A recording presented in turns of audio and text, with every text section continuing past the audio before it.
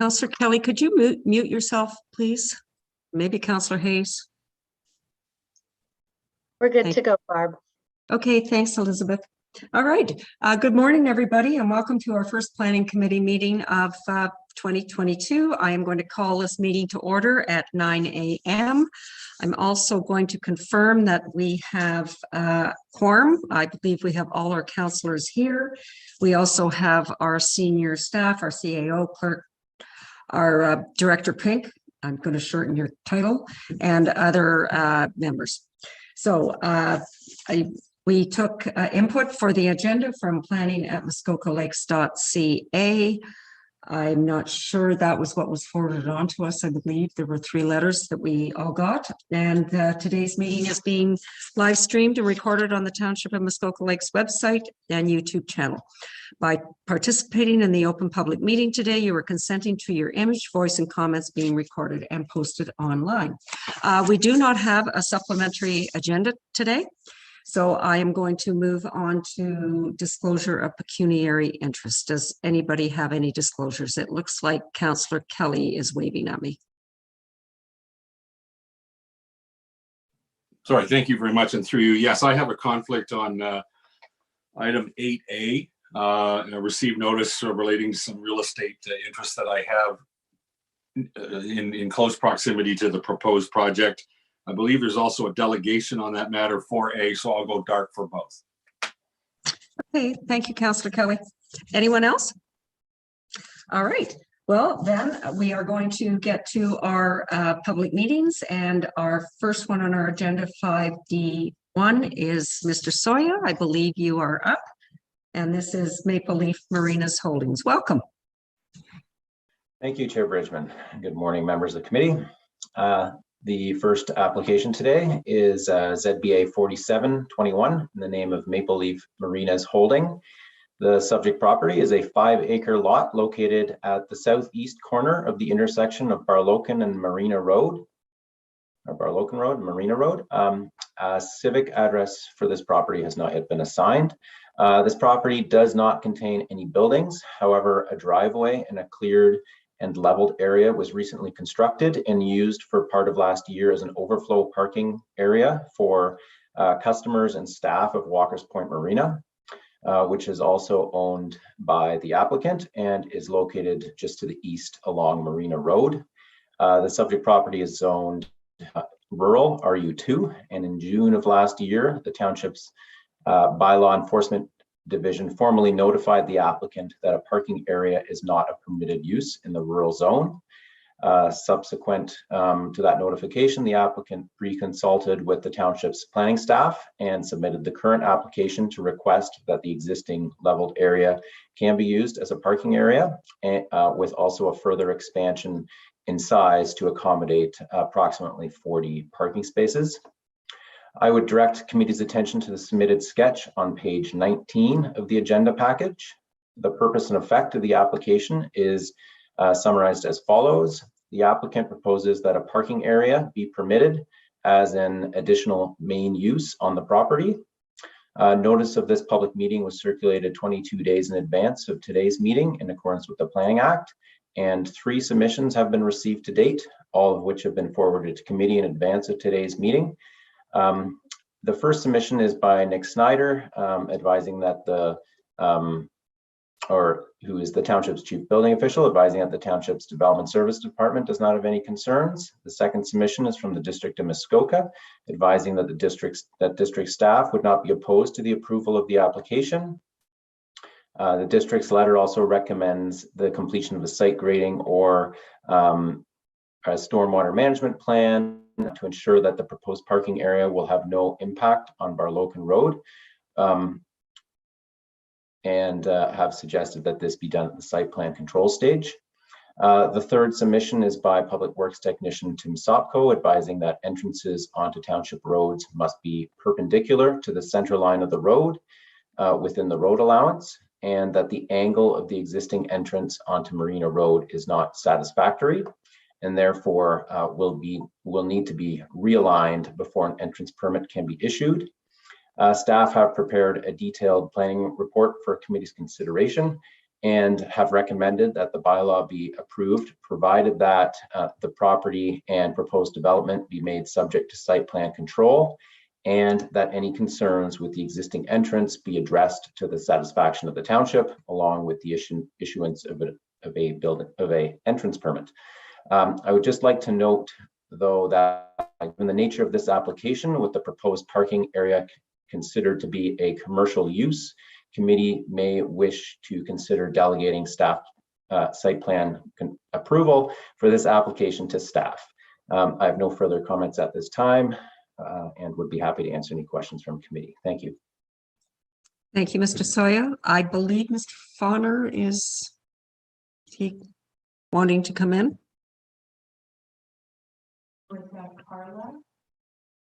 Oh.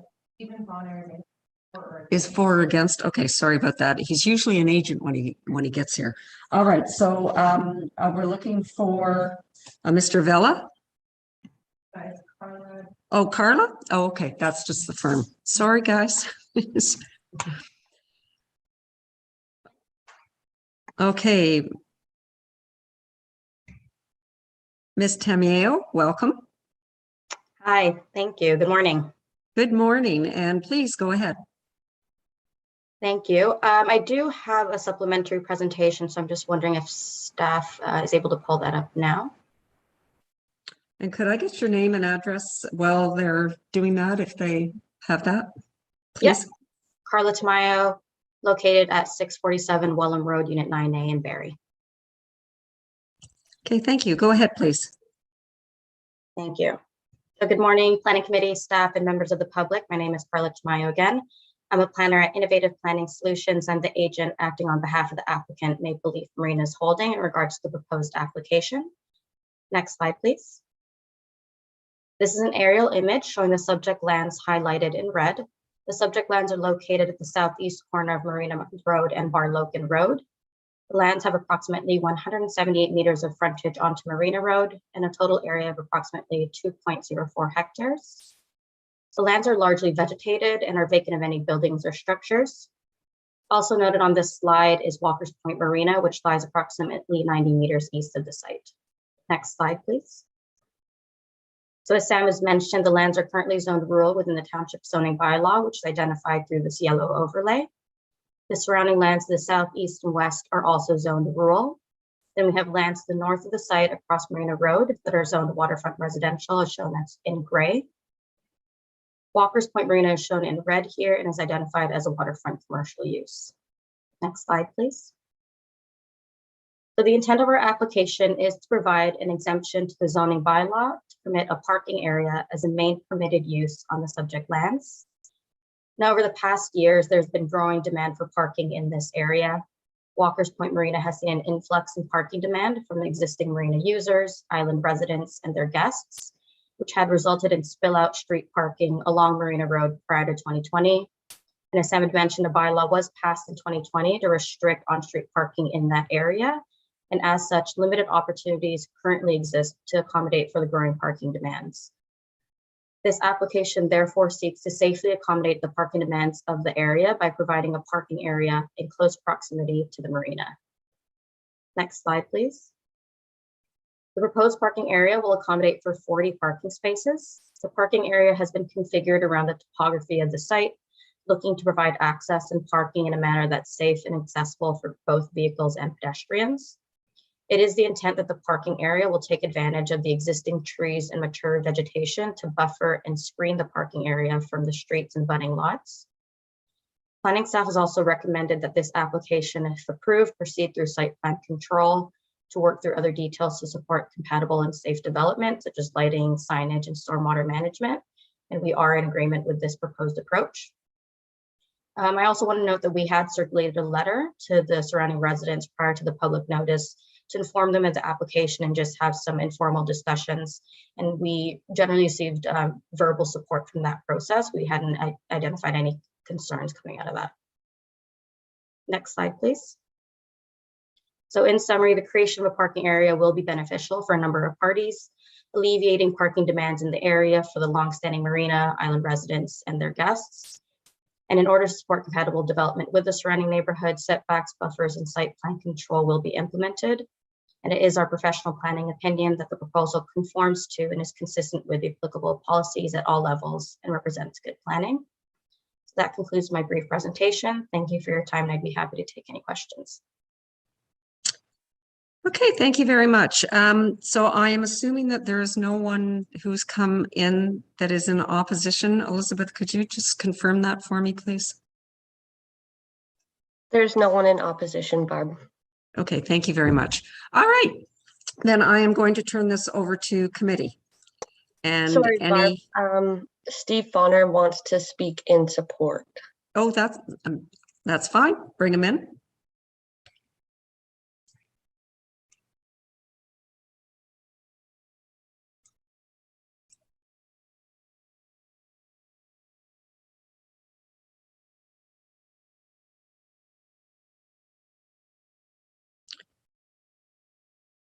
Good morning, Mr. Fauner. How are you? Good morning, Chair Bridgman. No, I'm fine. Thank you very much. Okay, so this is kind of an interesting change. So please go ahead. Yeah, I'm usually the one on the hot seat, I guess. Steve Fauner, Northern Vision Planning Limited, 109 Meadow Heights Drive, Bracebridge, Ontario, P1L 184.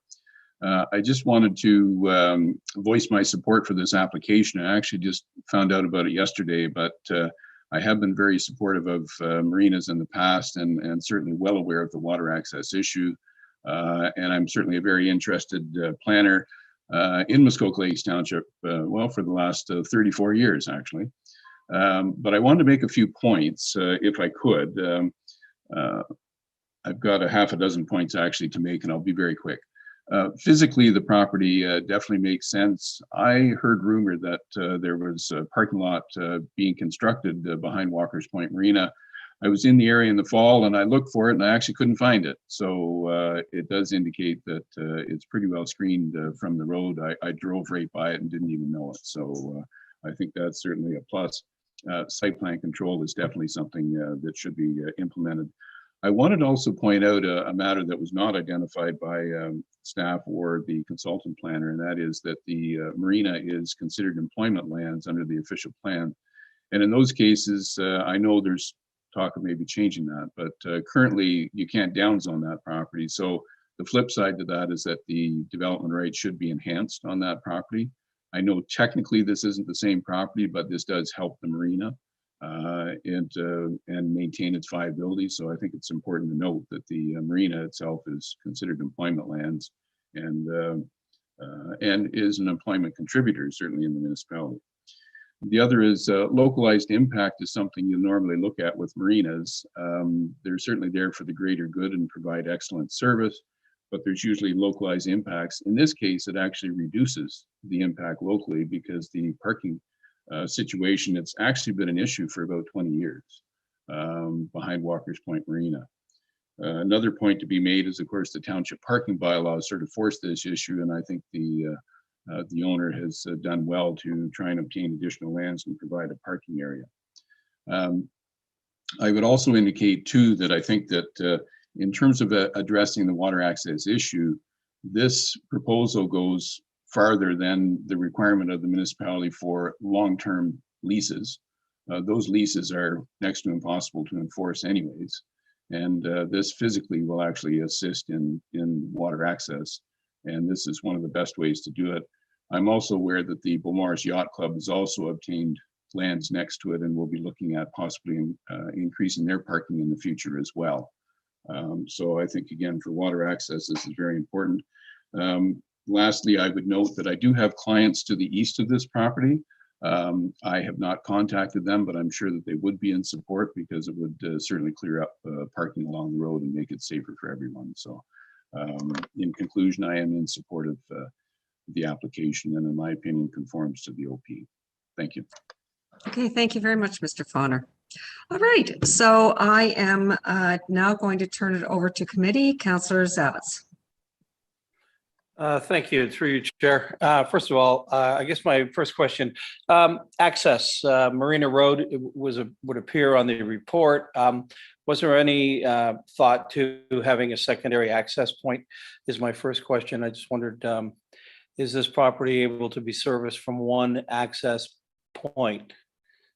Not sure if that's the proponent answering it. And I guess secondarily, certainly the size of the overall piece of property. This looks to me from the drawings like this could be the first phase of a few. I don't know, and I'm just asking these very general questions. Thank you.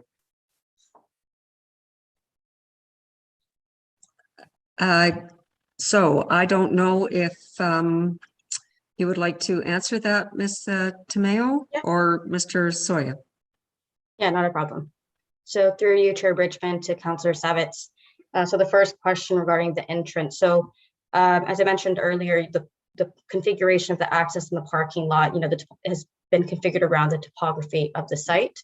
There are some grade changes there. So we really just look to provide an entrance and a parking area that fits with the topography of the site. So where it's generally flat, where access and parking can be safe and accessible for residents and for vehicles, or for pedestrians and vehicles, sorry. And then for your second question there, I think you were asking if this would, lead to an expansion to other parking areas and such, and that would be the purpose of the site plan control. So that would identify kind of the limits of the parking area and really restrict it to a certain location on the property, so as not to expand beyond those limits. Thank you. Okay, thank you. Mr. Soya, I see you're still lit up here, so I think you'd like to say something.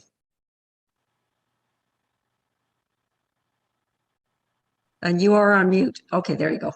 Thank you. I just thought I would add that the district that Barlocan Road is a district road, and the district in their comments has advised that the access would need to be off Marina Road, and an entrance permit would not be available from Barlocan Road. So the existing entrance is onto Marina Road, and that's where the district would like to see it stay. Okay, thank you. Thank you.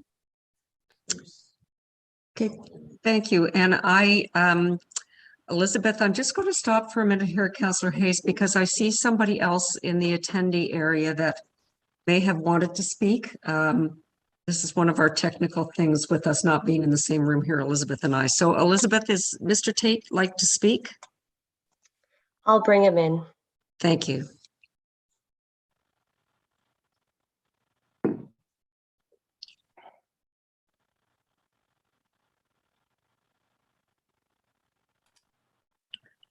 Well, Mr. Tate?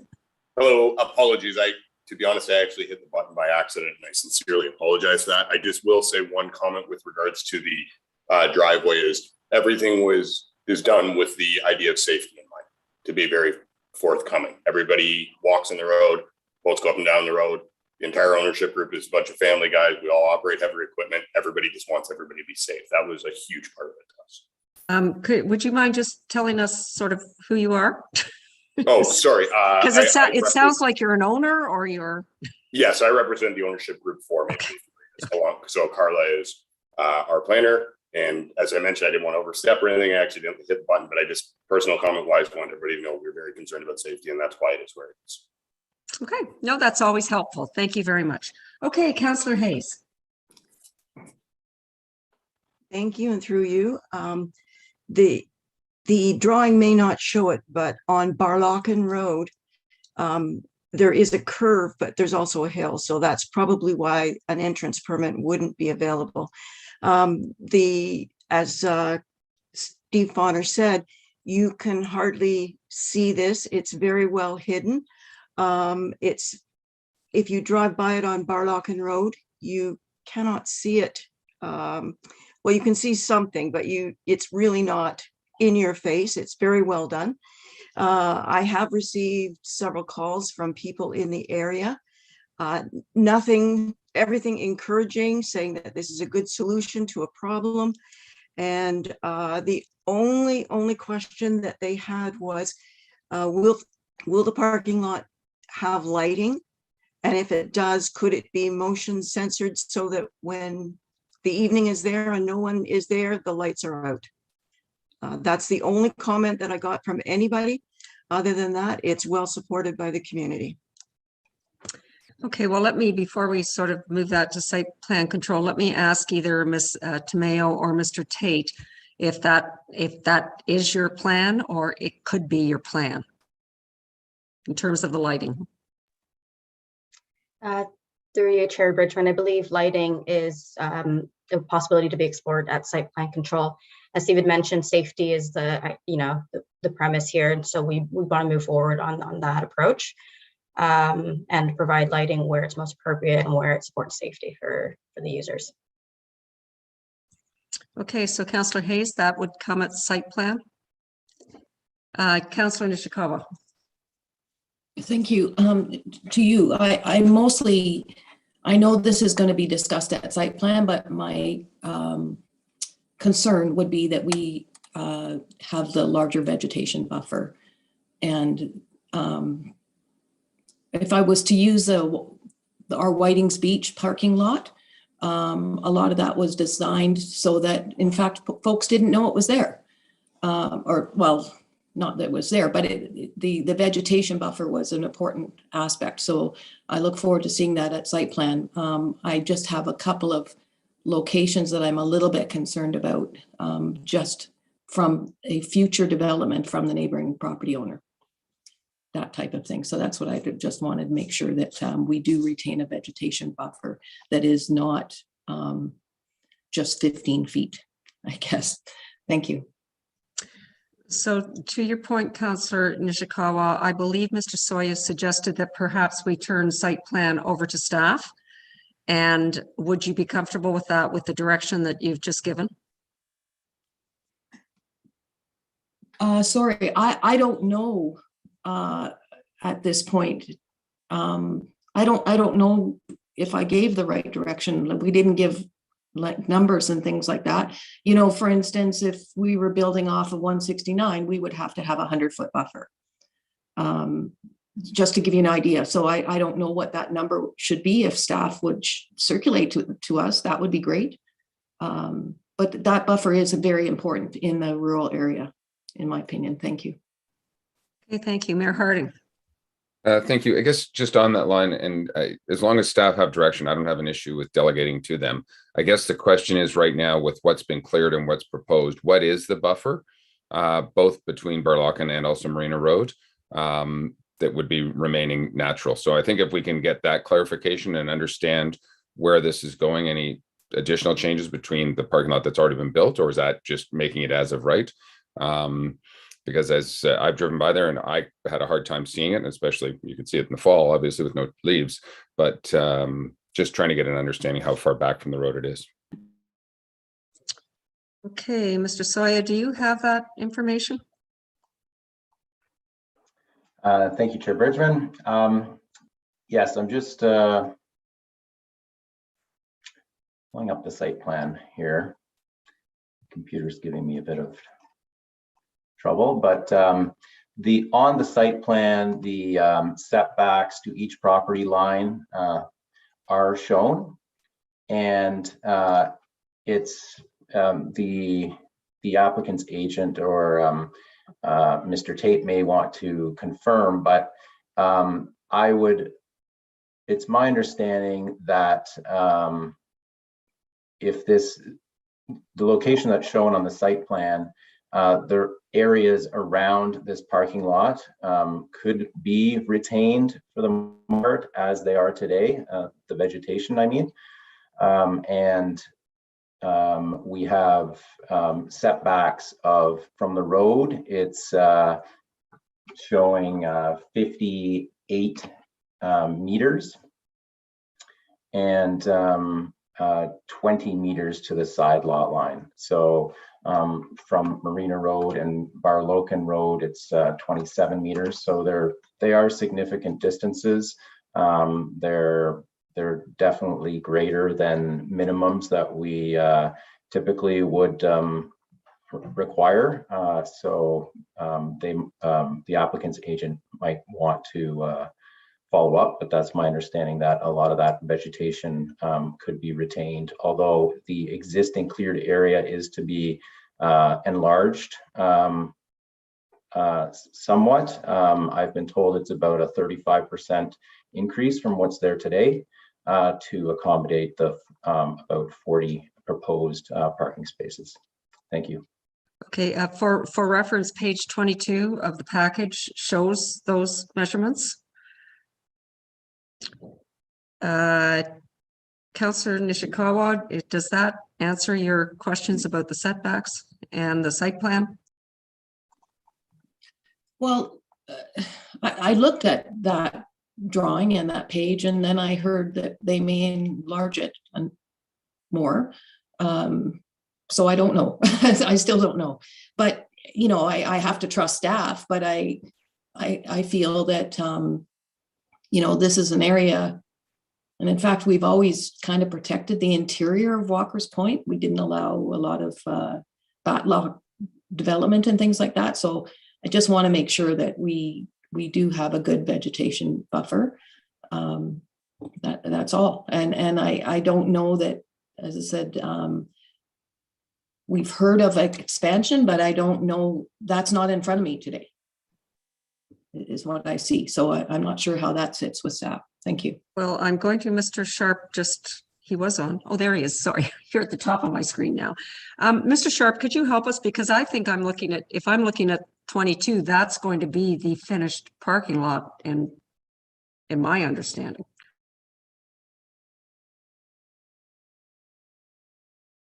You're on mute, Bryce. Sorry about that. Good morning, Planning Committee, and thank you, Chair Bridgman. I can just clarify that the site plan that is shown in your agenda package on page 19 is the parking area that is proposed. So that would be the proposed enlarged or the end product. So what you're seeing on that page is going to be what's built on the ground, and the staff can certainly endeavor to ensure that any vegetation beyond that footprint is retained through the site plan control process. And from what I'm hearing today, based on the conversation, the parking lot that's existing today is quite well screened, and I believe that that will continue to be the case once it's expanded. Thank you. Okay, thank you. Mayor Harding. Thank you. And with that, again, a 27-meter buffer, and that's at sort of the corner point of Barlock, and everything at 58 meters off of Marina Road, where more residents are, I think is appropriate, and I'm happy to delegate that to staff to ensure a vegetative buffer. The only question I do have is, do we anticipate, maybe Mr. Tate can answer, a footpath? And if we do, I'd love to see it on this site plan when it comes forward, but I would assume there might be a footpath directly from the parking lot to Marina Road. And there is a bit of a ditch there. How's that crossing the ditch? I don't know if that's needed to be shown on the site plan or not, but are we expecting public who park their car to walk back down the driveway? I just end up going through the woods, I think is what's probably going to happen more than anything else. Anyway, just a question. Mr. Tate, I believe that was directed for you. Hi, thanks. Yes. And Carla can confirm if my verbiage is correct here, but we don't have plans at this moment for that. Again, echoing what I said earlier, everything is about safety. If we see people going through the woods and that, and we do have to come up with a path, we will follow Carla's guidance on going through the approval process with you lovely people at the township and make sure everything is above board. As of right now, the plan is just for them to walk down the driveway, and being that we manage the parking lot will actively, we know most of the clients pretty well. It's not, you know, a transient daily parking lot by any means. So it's, I don't think there's going to be an issue with, how do you say this, lighting, overall safety, walking back and forth to the marina. I mean, we've done what we've done so far with input from the neighbors and our clients. So nothing about this is, how do you say this, our real agenda. It's about trying to fulfill the needs of the area, both for our clients and neighbors. Yeah. And with regards to light, as someone who lives on the lake, and I understand before previous ownership, there was some light going out to the Muskoka Lake Islanders and things like that. And since we've taken over, we have stopped that completely. We actually took a sign down that caused too much light. So overall, we live in the area and we're here. We're respectful. We just want to be good neighbors and take care of everybody safely and have a good business that employs people. That's really all this is. Okay, thank you. Councillor Zavitz. Thank you, and through you, and to Mr. Tate, if I might. Morning, Steve. So, Mayor touched on a really great point, which is why I had my hand up.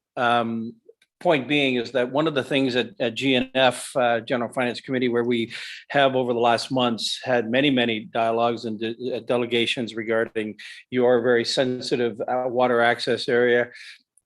We did hear from people, and you weren't part of these discussions, but we did hear in the open public forum that there were people that were very concerned about, parking somewhere in the woods, whether it's at this particular location, and then having to walk into and down to their boat at night. So I think maybe just under advisement. I mean, I'm totally supportive of this. I think it's a great move, of course, but I think to the mayor's point, a separate and very distinctly identified walking path. I mean, putting people in cars together at night on a road as some are parked and moving to their cars. You could, provide that customer service piece by having a very separate and distinct path, a walking path for safety. I certainly would be a champion of that. Thank you. Okay, thank you. So I think we've probably discussed this. I'm going to read the motion. And I also not sure in terms of site plan control, I certainly am in support of staff looking after this. Do we need to put that in the motion, or can we just give direction? Just direction? Okay, all right. Then I'm going to read this motion. Moved by Councillor Mazan, seconded by Councillor Zavitz. Be it resolved that Planning Committee recommend to Township Council that zoning bylaw amendment ZBA-47/21 Maple Leaf Marinas Holdings roll number 8-5-041-01 be approved, subject to the following: that the property and proposed development be made subject to site plan control, and that any concerns with the existing entrance be addressed to the satisfaction of the township, along with the issuance of an entrance permit if required. Any discussion? All in favor? That carries unanimously. Okay, thank you very much. And then I don't know if we formally, I guess I probably need a nod of heads. We can have staff look after the site plan control. Are we willing to delegate that back to them? Mayor Harding? Thank you. Just one thing, I want to make sure staff accommodate for this. Where we have island access issues regarding solid waste, we've moved a lot of our marinas to garbage bins that can be identified per an individual. And I wonder whether or not there's an opportunity to create some area in this parking lot to allow for a garbage truck to come in and accommodate some individual garbage bins potentially. And that would take us off a barge and some of the other island access stuff. So I think I can leave that personally with staff to kind of handle with the marina, but it's an issue that we do face. And in the words of a good friend of mine, we can kill two birds with one stone potentially. Thank you. Okay, I see Mr. Sharp is going to answer your question. Thank you, Chair Bridgman. Yeah, it's certainly something we can consider through the site plan control process, and we would collaborate with our colleagues at the district to consider those matters. Thank you. Okay, thank you. All right, thank you. So we are now going to move on to our Myers, which is Ms. Darling. Welcome, Ms. Darling. Good morning. Thank you, Chair Bridgman. The next application to be heard is zoning bylaw amendment application ZBA 5721, bylaw 2021-181 in the name of Myers. The civic address for the subject land has not been assigned yet. I would direct committee's attention to the submitted site plan and drawings on page 60 through 66 of the agenda package. The purpose and effect of the application is summarized as follows.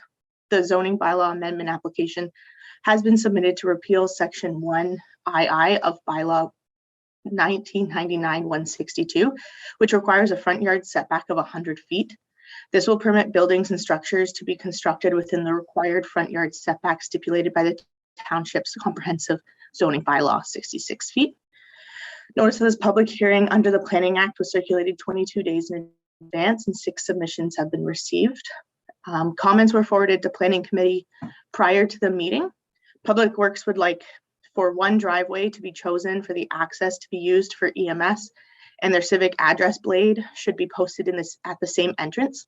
This can be addressed prior to third reading or through site plan control.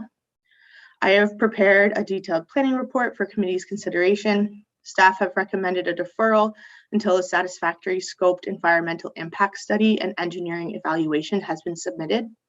I'd like to note that there's an error in the report and the applicants have not applied to close their road allowance. That was a different application. And I have no further comments at this time. I'd be happy to assist committee with any questions. Thank you. Okay, thank you. So I believe we have the agent here, and I believe that's Mr. Veratus will be coming in. There he is. Good morning. Good morning, members of the committee. My name is Savas Veratus of Plan Muskoka. I'm here this morning representing the Myers as their agent and professional planner. As you've heard from staff's recommendation, there's a deferral a recommendation made by their staff report.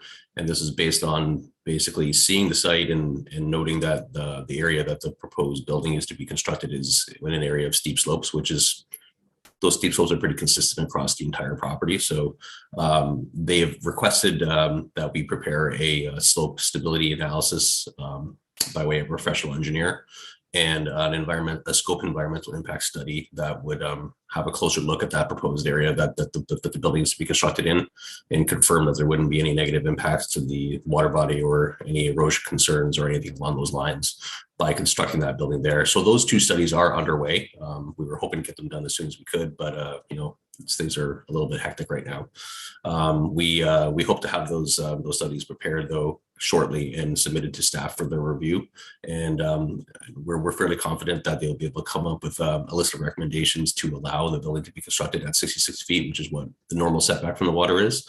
I can state that the difference between the slopes at 66 feet versus 100 feet on this property are no different. So we weren't exactly sure why there wasn't a 100-foot setback chosen at the time, at least particularly right at 100 feet. It didn't really make much sense when you look at it on site. So we are investigating it further, doing more detailed analysis, and hopefully those reports will be in staff's hands soon. And then from there on, we can maybe bring this application back for consideration for approval at that time. So I'd be happy to answer any questions you may have, but that's all I really have to add at this point in time. Thank you. Okay, thank you. Elizabeth, anyone who is waiting to speak? I don't see anybody's hand up. There's no one here to speak. Okay, thank you very much. All right, so committee, as you've heard, we are looking probably at a deferral to get the study back. And I think I would suggest that when it comes back, Director Pink, can we immediately put it on the planning committee agenda? Yeah, so that we shorten whatever time we need to shorten. And then I think we're into some other questions now. Councillor Roberts. Thank you, Madam Chair, and through you to the agent. My question is why 66 feet?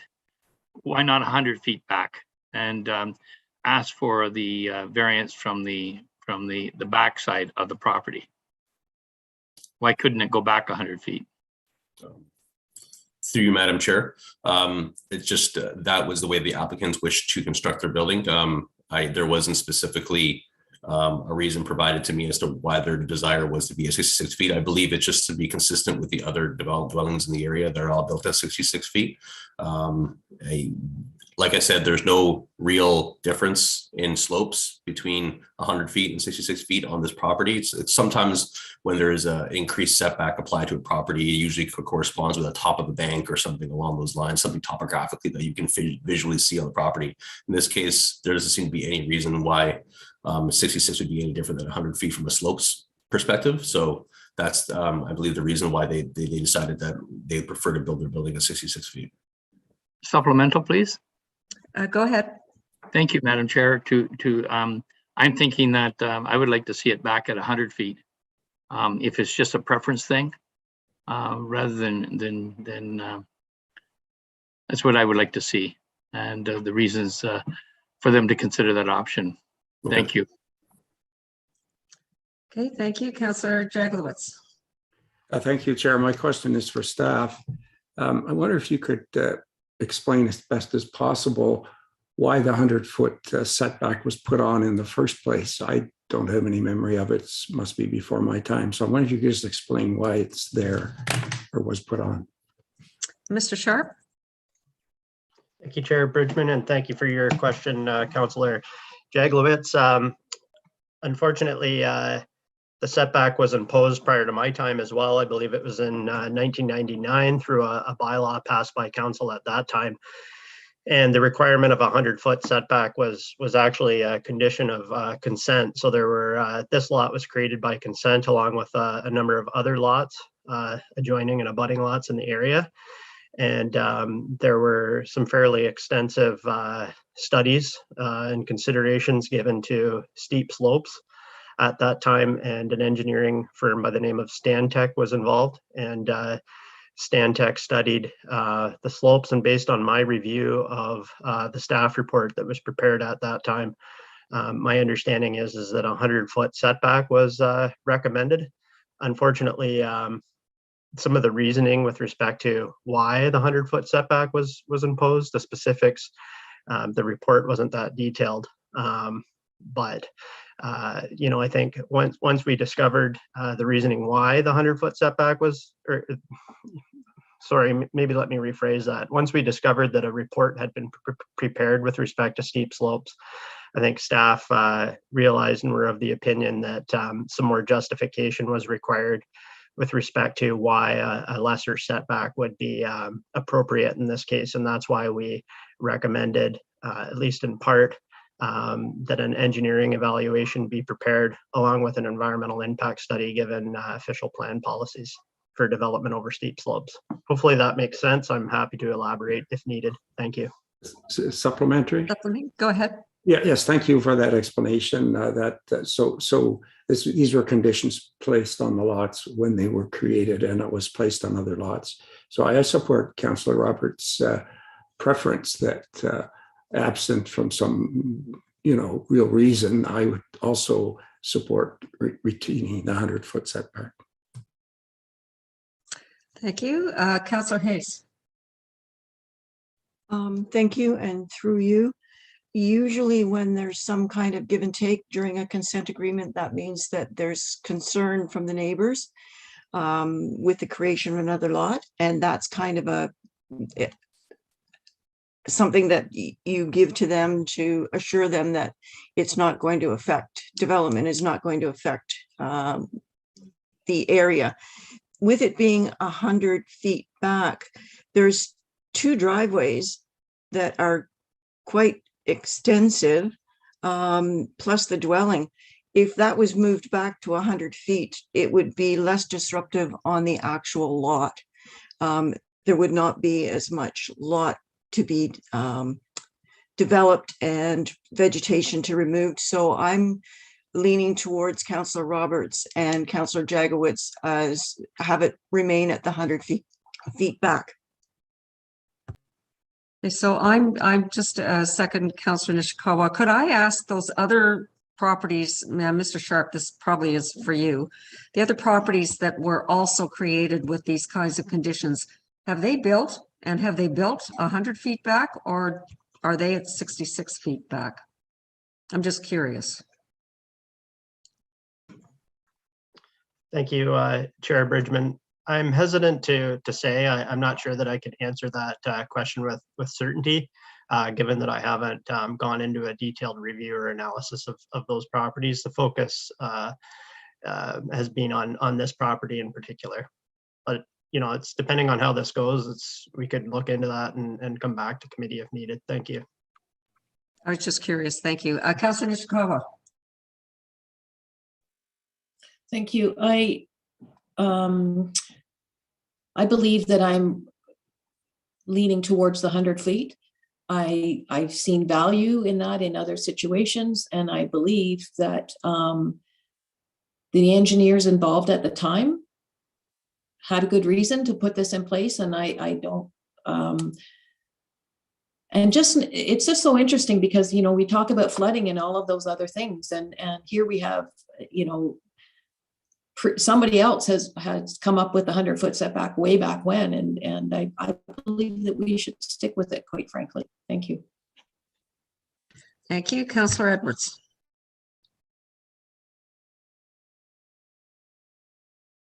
Thank you very much, Chair Brismus. I would actually support and that Councillor Roberts and the other ones. It was a condition of the severance, and it should be honored. We talk about our strategic plan being environment first, and yet we can take something that was put back in place in around 1999 and then say, oh, well, it's better to move it forward. Yeah, you can get an engineer or somebody to say you can do it. If you look at page 60, where the proposed and that driveway is that wide, that could be shoved back and would probably be the 100-foot. So I would stay with 100-foot. Thank you. Okay, thank you. Mayor Harding.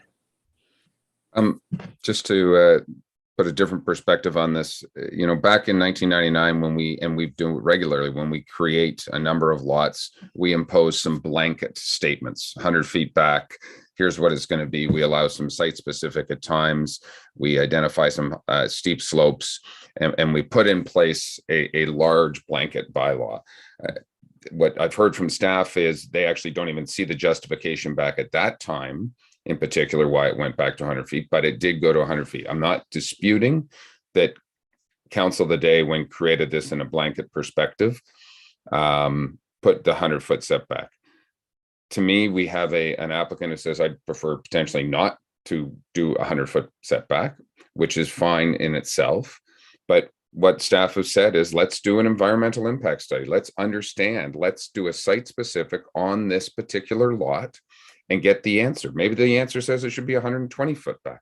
I don't know, but it's not our cost to do this. It's the applicant's cost. We're going to get that information, and then we can make an educated decision as to where this property goes. Just because something was done 20 years ago doesn't necessarily make it right or wrong. And I would prefer to have a closer look. And the applicant, I think, is in favor of having a closer look at this particular property. So we're not making a decision today, and it can come back in 60 days or 90 days or whenever, and we'll have a more fulsome look with accurate planning data in 2022. So that's I'm okay for a deferral. Thank you. Councillor Roberts. Thank you, Madam Chair. I'm okay for a deferral too, and but we can't assume that this was a blanket decision, this item. We could assume that the people around were adamant that if it wasn't 100 feet, they wouldn't support it. So I don't support the mayor's position on this. There's so many times that we have we as council have put conditions on, and then in 10 years time, someone may question that. But the beauty of now is they can go back and look at the video and see what the intent of council was. Thank you. Okay, I believe I'm getting deferral from everybody. That's fine. And we will probably revisit this discussion with a lot of the same points next time around. I see you, Councillor Zavitz. Certainly, please go ahead. Thank you. Through you, I guess where my confusion lies, I certainly support, I'm very supportive of the mayor's commentary.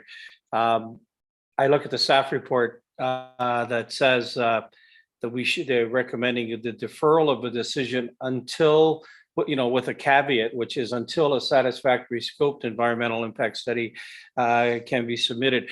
So I'm torn here, Chair Bridgman, with some committee members are saying it's 100 feet.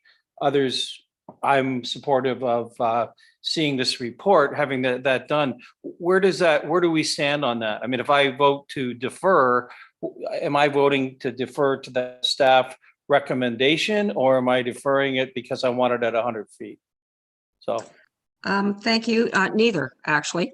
I think what the deferral will do is basically we will have this discussion again when it comes back, Councillor Zavitz. The deferral means nobody's set in stone now, and nobody's making any final decisions. So we'll have more information. So we are simply.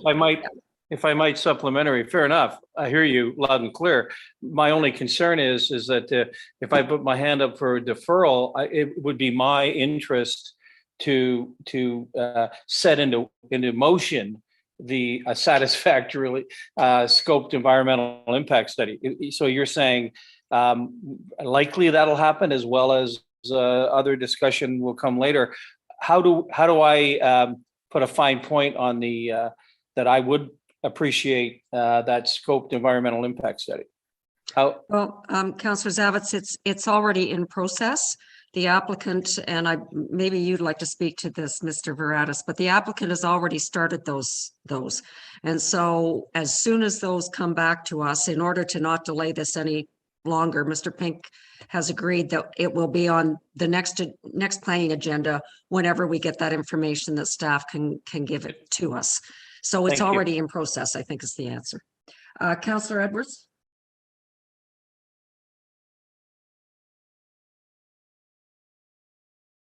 Yes, thank you, Chair Bridgman. It would be nice to actually get the history, and that when these applications come through, if there was a bylaw and that back in whatever year it was, to put the reasonings in that either the Committee of Adjustment or the council or that put in place at that time. There must have been studies done and that, and just to overturn them because you get an environmental study, I think is wrong at this time. I think that we should be looking at the history, and staff should be bringing it up for every application that we're changing a previous bylaw on, so we would know the history of it and the reasoning that the council of that day put in place. Thank you. So, Councillor Edwards, I think Mr. Sharp tried to answer that in the sense that the planning report and the written history is somewhat vague. I don't want to take words out of his mouth. I understand what you're saying. And to Councillor Roberts' point, it's now all on video, so we could now go back and see what the councillor said. So if there's any more history to be dug up, I'm sure staff will do that before this comes back to us. And I think that's all we can ask for this particular application. Councillor Nishikawa. Thank you. I mean, we've seen this lots in the past. I'm not trying to be disrespectful, but you pay for a report, you get what you ask for in that report. And I wish I could think differently on that, but I now have someone in my household that writes those reports. So I quite get it. We're going back and we're saying, spend all this money to do this report. But in fact, I still don't think it's a good idea.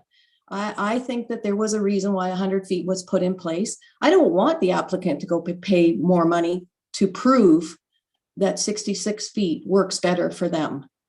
I think we all know that it's not working anyhow. You know, we've seen many situations over the last few years that we have been struggling to push everything back. Not very well, I would say, but we've been struggling. And so when there's a bylaw in place that says 100 feet, I think we should respect that, because it's not going to get any better. Other than we're going to be told, well, there's going to be that much more blasting, or there's that much more site alteration, which again, I don't believe that we should be trying to encourage. I'm going to be sticking to my 100 feet, honestly. I do believe that I've learned enough over the years. And I will say also, I knew those councillors back then. They were pretty hard cookies, quite frankly. You know, there was a good reason for this to go in place. And I think that it is something that we should follow, not try to break down. Thank you. Okay, thank you. Councillor Kelly. Thank you, and through you, I guess, and I'm not going to debate right here and now whether it's 100 feet or 200 feet or 60 feet. The process here seems a little flawed in that we had a decision made 20 years ago, I think it is, if I heard correctly, that at the time was determined by the approving authorities to be appropriate for the conditions, the environmental conditions, the neighbor conditions, whatever the issues were that they were addressing. I don't need to know so much about what the decision was now. We're being confronted with a request to overturn that decision and rethink it. I think we have every right to expect whatever we need in the way of justification or rationalization to make the new decision. And I would point out that in a couple of minutes, we're going to be hearing a report on climate change. What 20 years ago, 100 feet might have been appropriate, and today 200 feet might be necessary. I think the whole thing is up in the air. There's nothing, it is what it is, and there's a right that's entrenched in the property as it presently is described and as it's presently zoned. That right can be appealed, a request can be made to change it, but I care a little bit less about how that decision was made 20 years ago and more about what's the right decision today. A lot has changed in the world, and a lot of what we thought might have been appropriate. The other thing that concerns me a little bit is what I call death by 1,000 cuts. We come in with kind of a broad sweeping 100-foot setback, and a few years later, maybe we only want 90, and then a few years later it's 57. I don't like this sort of back walking unless there's a ton of justification. I'm talking about planning reports, environmental assessments, a whole revisit on whether the climate emergency that we have declared and that under which we are currently operating has improved the situation and allows for some grace on the current conditions. As far as Councillor Zavet's concerned, is raised good concerns. We do want to see more. We will see more, and if we expect that, it'll be when this comes back after a deferral. We'll have a chance to look at whatever information is put in front of us. And trust me, we'll have every opportunity to ask for more if there's not enough there. Thank you. Thank you, Mayor Harding. Thank you. Just my sort of final comment, if I may. When this does come back, and we'll debate again, 66, 100 feet, whatever, and I always want to support, again, old councils, no question. One thing I'd ask staff to do, I did a quick topographical map and some measuring. Generally speaking, most properties are 100 to 150 feet back, most of the buildings along this shore. There is one building to the east that's a little bit closer, but love to get a flavor of that development on that shore. And I think that will also help impact us when we make a final decision. Thank you. Okay. Thank you, committee. That was a good discussion. And I think we all, if I could get a nodding of heads, we're deferring. Madam Clerk, you see that? Okay, great. And when this comes back, if Mr. Sharp or Miss Darling, we could get the properties beside it, if we could even find out sort of the consent applications during that time that had that imposed on them and how many have been built with 100 feet, I think that would be good information for us. Thanks, Mr. Sharp. Thanks, Ms. Darling. Okay. All right. We are going to officially defer that. And so we'll see you back, Mr. Veratis, when the reports come back. Thank you. Okay, thank you. Okay, so our next is our telecommunications tower, the one on Lee Valley Drive. And Mr. Soya, I believe that you're up, and I believe we have, perhaps we, why don't you introduce it, and then we'll have Jennifer Antico. I'll step out. Oh, we have to wait. Okay, sorry. Boy, how often do we have to wait? This is sort of exciting on this end. No, we're going to, then we can move on to Mr. Kennedy. You're here. There you, I see you. Why don't we move on then to our report on the fireworks bylaw. Then we can do that right now.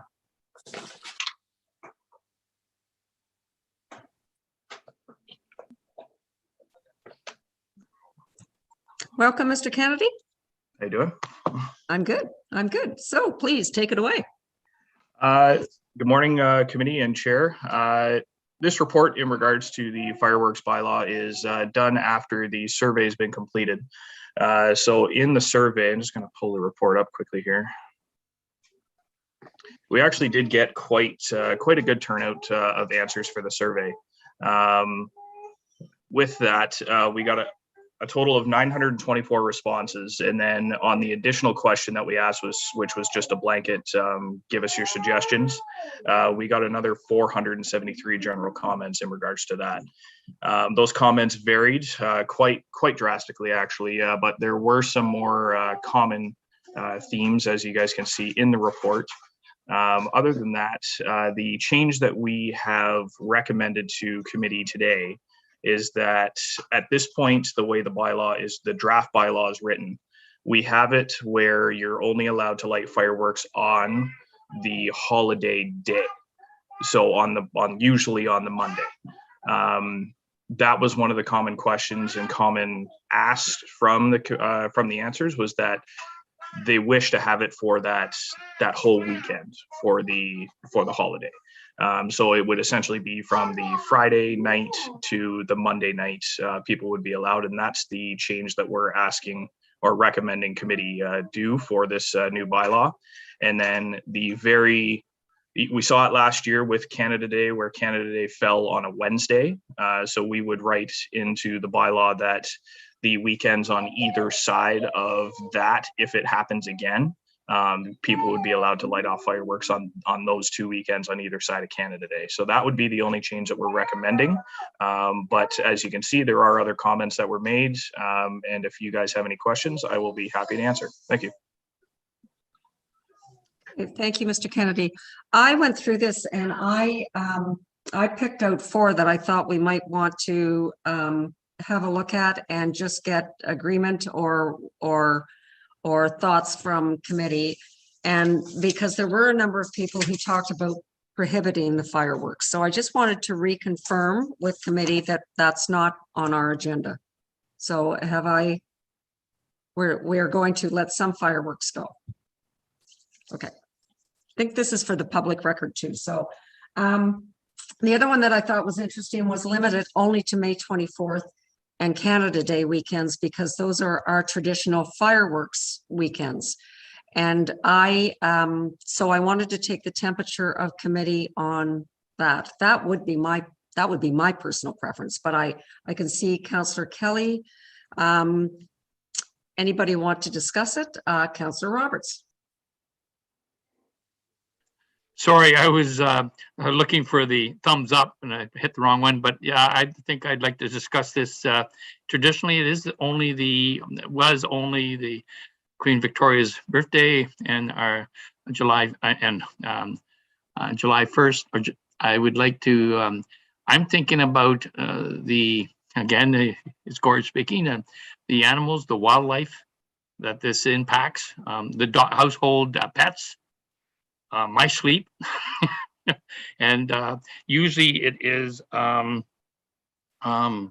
youth that have purchased a boatload of fireworks and have elected to let it off at any time. And that's the other one I want to speak to. So, anyways, that's my. I think we should limit to the 2. Thank you, Mayor Harding. Thank you. I'm certainly in favor of those 2 holidays, but I want to probably extend it. And I'm going to suggest holiday weekends in particular. First of all, New Year's, we have a lot of people who like to light off fireworks for New Year's. And are we going to prohibit that? So I think New Year's certainly has to be part of this debate. And, for the sake of the August long weekend and September long weekend, I personally, it's not just about celebrating. Oftentimes people have social gatherings and parties or whatever once we get back out of COVID, and they like to have some fireworks that can happen. So this isn't, we're slowly ratcheting this down, and we're getting rid of the Monday to Friday. We've already done that. We're getting rid of every other weekend. And for a few days and a few weekends to be able to celebrate, we've got some limits on times within here. And we're really kind of narrow casting what this can happen. So I'm not in favor of just the May 2-4 and the July long weekend. I would add the other weekends that I just referenced. Thank you. Okay, thank you. Councillor Nishikawa. Thank you. Interesting that the mayor brought up New Year's. New Year's fireworks started in Torrance at 6 o'clock and ended at 4 o'clock, 4 p.m. this year. It was, maybe it didn't reach down to some people, but those of us that live close by, it was quite an event when you have animals. Anyhow, I guess my most concern is to have a further discussion about enforcement. And I just would ask Mr. Kennedy if he could highlight how he sees this going down. I know it's written, but I'd just like to hear it from you. Thank you. Okay, Mr. Kennedy. Well, enforcement wise, this is going to be it's a little bit difficult to enforce because, we're not here, at 12 midnight, 1 o'clock in the morning. So as it's said in the report, we do heavily rely on complainants, whether we get photos, videos, that's super beneficial for us.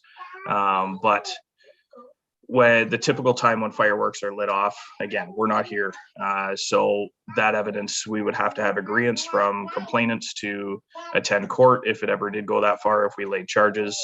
But the biggest factor in this is that a lot of times when people call us for fireworks, they don't know where they're coming from.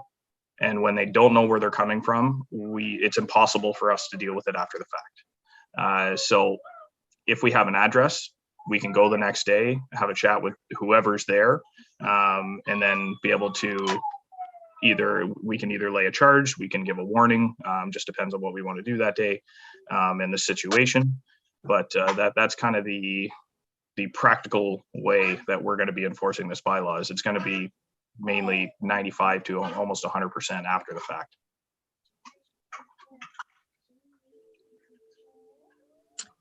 Okay, so, and actually, Mr. Kennedy, it seems to me that if this bylaw went through, part of this again is going to be education over time for that would be part of that. Councillor Mazan? Thank you.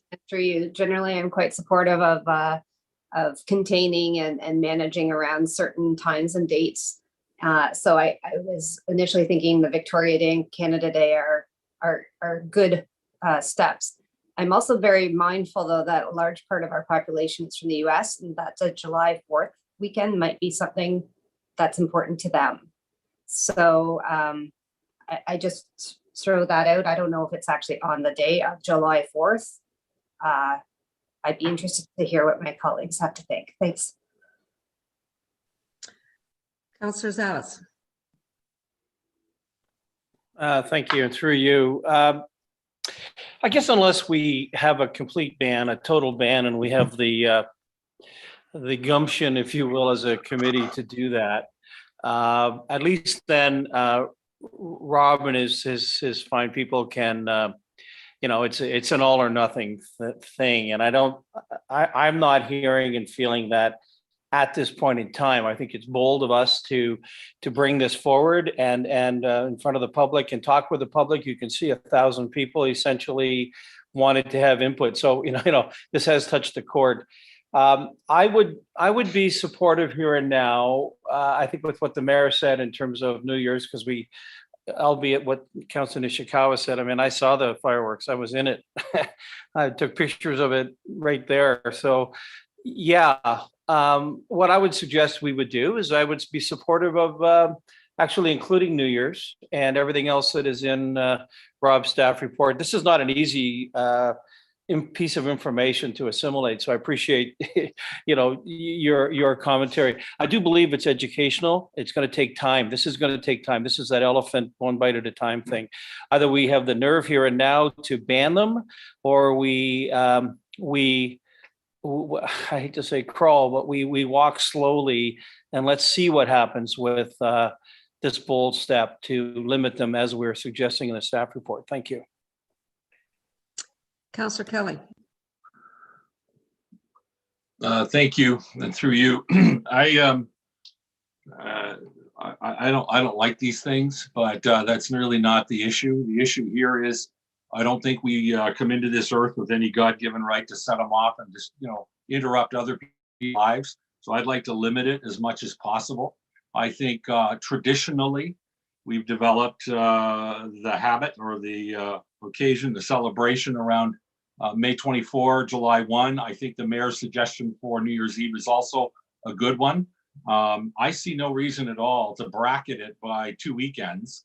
I think the suggestion that if, July 1 is a Wednesday, we can do it Friday, Saturday, Sunday, the weekend before, Friday, Saturday, Sunday, the weekend after. That's nuts. I think we pick a day and we have 3 days of the year. You can shoot it off. New Year's Eve, the Saturday night or the Sunday night. I don't think Monday's terribly practical on a long weekend because most of our or many of our cottage or seasonal residents are gone. So pick a day, Saturday or Sunday, that's closest to July 1 and Saturday or Sunday of the long weekend, May 24. And we know we have 3 days, very defined timelines, from dusk until 11 p.m. or something like that. And you always have the option to go virtual and watch them on your laptop with the sound turned down. But that's my 2 cents. Thank you. Thank you. Councillor Mazan. Thank you, and through you. Listening to the comments, and I would agree. I think that maybe New Year's is another opportunity, and I do like having very clear and concise guidelines. I guess I'm going to just bring up one more time just to see if there's a thought or an interest on the July 4th weekend.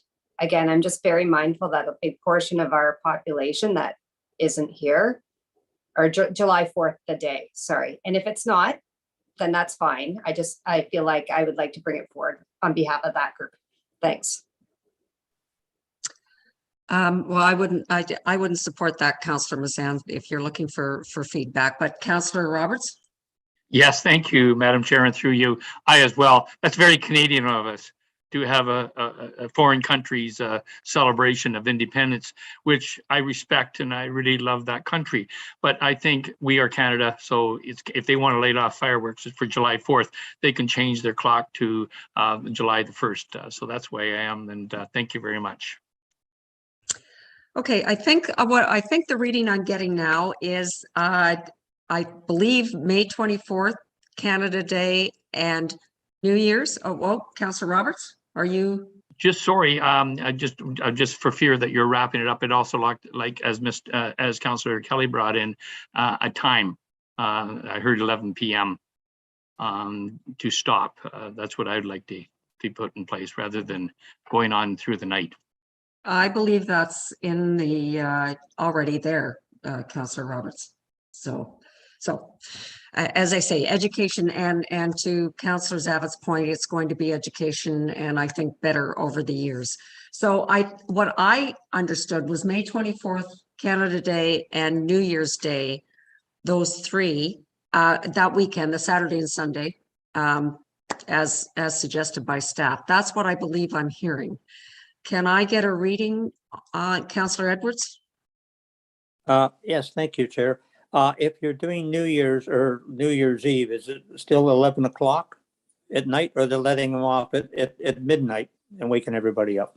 Just wondered. Because you can watch them on TV too. Well, good point. We could celebrate the Maritimes New Year's Eve here, so it ends at 11. Sorry. So, Mr. Kennedy, it would still be 11 p.m., wouldn't it, on New Year's Eve? Through the chair, that would be the time frame, unless we write something in to give an exception till 12 midnight or 1 a.m. But at your wish. Mayor Harding. If you're not going to let fireworks off at midnight on New Year's, I wouldn't even do New Year's, because it is a New Year's celebration. And unfortunately, that'd be my perspective. So I'd remove New Year's from the case if it has to be shut down 11 o'clock. Okay, we add another wrinkle to this. Would anybody, do we want New Year's and leave it till midnight? Can I sort of get a councillors? This is Counselor Jaglowitz? I think you were, oh, yes. Move it to midnight for New Year's? Yeah, I think I'm in favor of that too for New Year's. Okay, Counselor Roberts. Let's make it 12:01 a.m. as it should be a little past. Okay. Thank you. Okay, so Mr. Kennedy, I think what we have here is May 24th, Canada Day, and New Year's Eve to 12:05. And I believe that everybody says the weekend makes sense. So that's great, rather than the actual day. Councillor Thank you, through you. I am concerned about the weekends, that being, the flexibility of, you're saying a Saturday or a Sunday. Is that what you're suggesting? on the long weekend, either the Saturday or the Sunday. Would you like to nail it down to Saturday? I would like to nail it down to the day. Well, I think the issue again is that it could be the Monday. Well, let's pick that day and let's make it that day. I think, again, once we give people flexibility, they take it. And again, it's going to be very difficult with this education piece. Oh, and by the way, but there's this and there's that. I think to the mayor's point earlier about forget 11 o'clock. So we came up with a really adult sort of decision to 12:05. That makes sense. It does make sense. I think what makes sense as well on the other 2 days is, you know what? It's Saturday night. That's it. I mean, it is what it is, and that's what I would support. Not to confuse. Thank you, Chair. Oh, okay. I hear your argument. I think I'm liking your argument, actually, especially people with young children who get to have 2 nights in a row where their kids are woken up a lot. Councillor Hayes.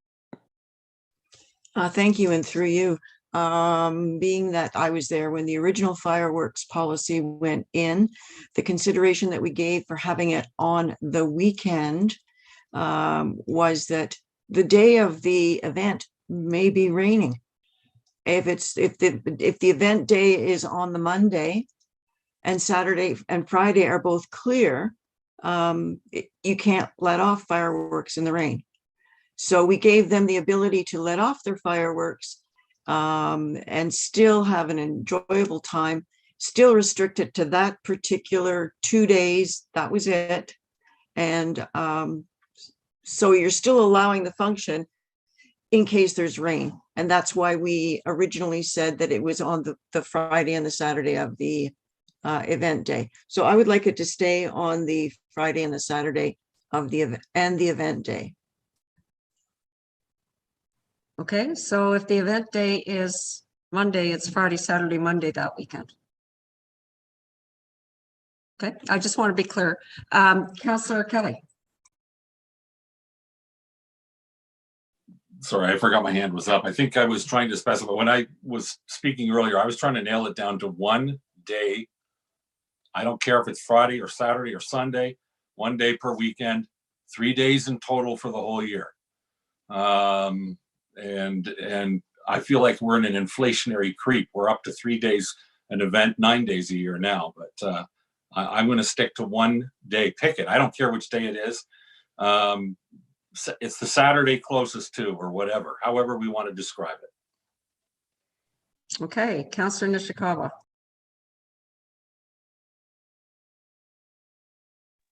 Sorry, I guess through you, I think I agree with Councillor Kelly, but I'm recognizing, for instance, Walker's Point Marina that do their big fireworks display, and I also realize that they have to, I believe they have to get a special events permit for that type of thing, and so I see that differently than I would, for instance, a group of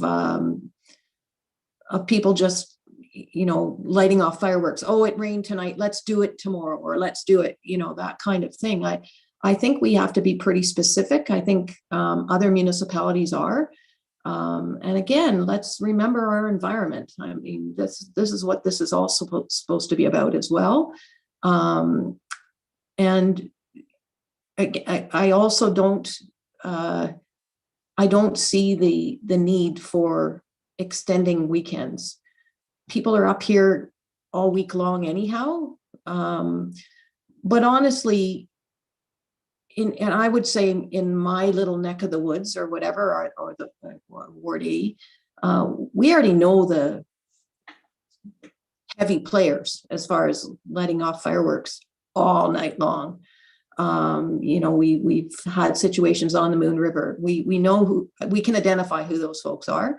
I don't think it's a normal thing for an average family to go out and let off fireworks. It's usually those that are renting out their cottages and people come up and just let it go. I don't know how we're going to educate them. That's going to be a bigger problem. But mostly I would suggest that we don't do the weekends, and also, but allow for groups like Walker's Point Marina, or for instance, if the Lions wanted to do a display in Port Carling, that type of thing, that would be under a special events permit. Thank you. Okay, thank you, Mr. Kennedy. Could you just actually make sure that we all understand that something like the marinas, the Marriott used to do a big one, that would be special events, and we're not curtailing that. I think from this, my memory serves me right, that would basically be left with staff. Am I correct on that? Yeah, through the chair, that would be correct. So those types of display fireworks are actually a different section in the bylaw, section 4 for display. So there isn't actually a prohibition of days in display fireworks. They just have to have a permit. I don't believe they're going to need a special events permit. I'm not sure, because that's most likely going to be on private property, which that special events bylaw won't apply to. But they would still need a permit through the township to set those off. Fire department would be kind of the main go-to people for that, for where they're going to be set off, what types are going to be set off, where they're going to be stored and whatnot. That's all realistically staying the same in this new bylaw, the permit system. So that is kind of is separate to what these kind of personal displays are at your own household. Thank you. Okay, thank you. Mayor Harding. Thank you. If we call this just one day on the Canada Day or whatever the day is of the holiday weekend, and Walker's Point or somebody has a permit to do it on the Friday night, the public are confused. The public don't understand that somebody has a permit to do something and somebody doesn't. We are going to have more confusion. We're going to have more complaints. People are going to see fireworks and go, I can do fireworks. So as much as we want to limit it, the ability for people to get a permit, a special event permit, and what happens when the guy comes and says, I'm having a 50th wedding anniversary for my family and friends and I want to let off fireworks. At the end of the day, there's confusion, or we're going to say, no, you can't do that. Fireworks are not just, okay, let's go outside and light off a Roman candle or do what we want to do. Sometimes they're around a big dinner party or a social event or whatever, which is commonplace within Muskoka. And so Councillor Hayes's perspective of it's not just the holiday Monday, that social gathering maybe on the Friday or the Saturday. It's the event, by the way, we're all going to go look at these fireworks perspective. So again, if we're limiting this to just 2 weekends, we've got 365 days a year. I think the ability to allow fireworks on 7 days out of 365 is going to be less confusing than specific days when other people can get permits, because people are not going to understand when we can and we can't let off fireworks. So get ready for complaints every Monday morning or Friday morning, and you're going to have to explain to them, well, they had a permit. Well, then why can't I get a permit? So anyway. Thank you, Mayor Harding. Actually, next on my list was about special events and things like anniversaries, weddings, etc. And so I'm going to leave that until we're finished with this part, I think. Councillor Zavitz.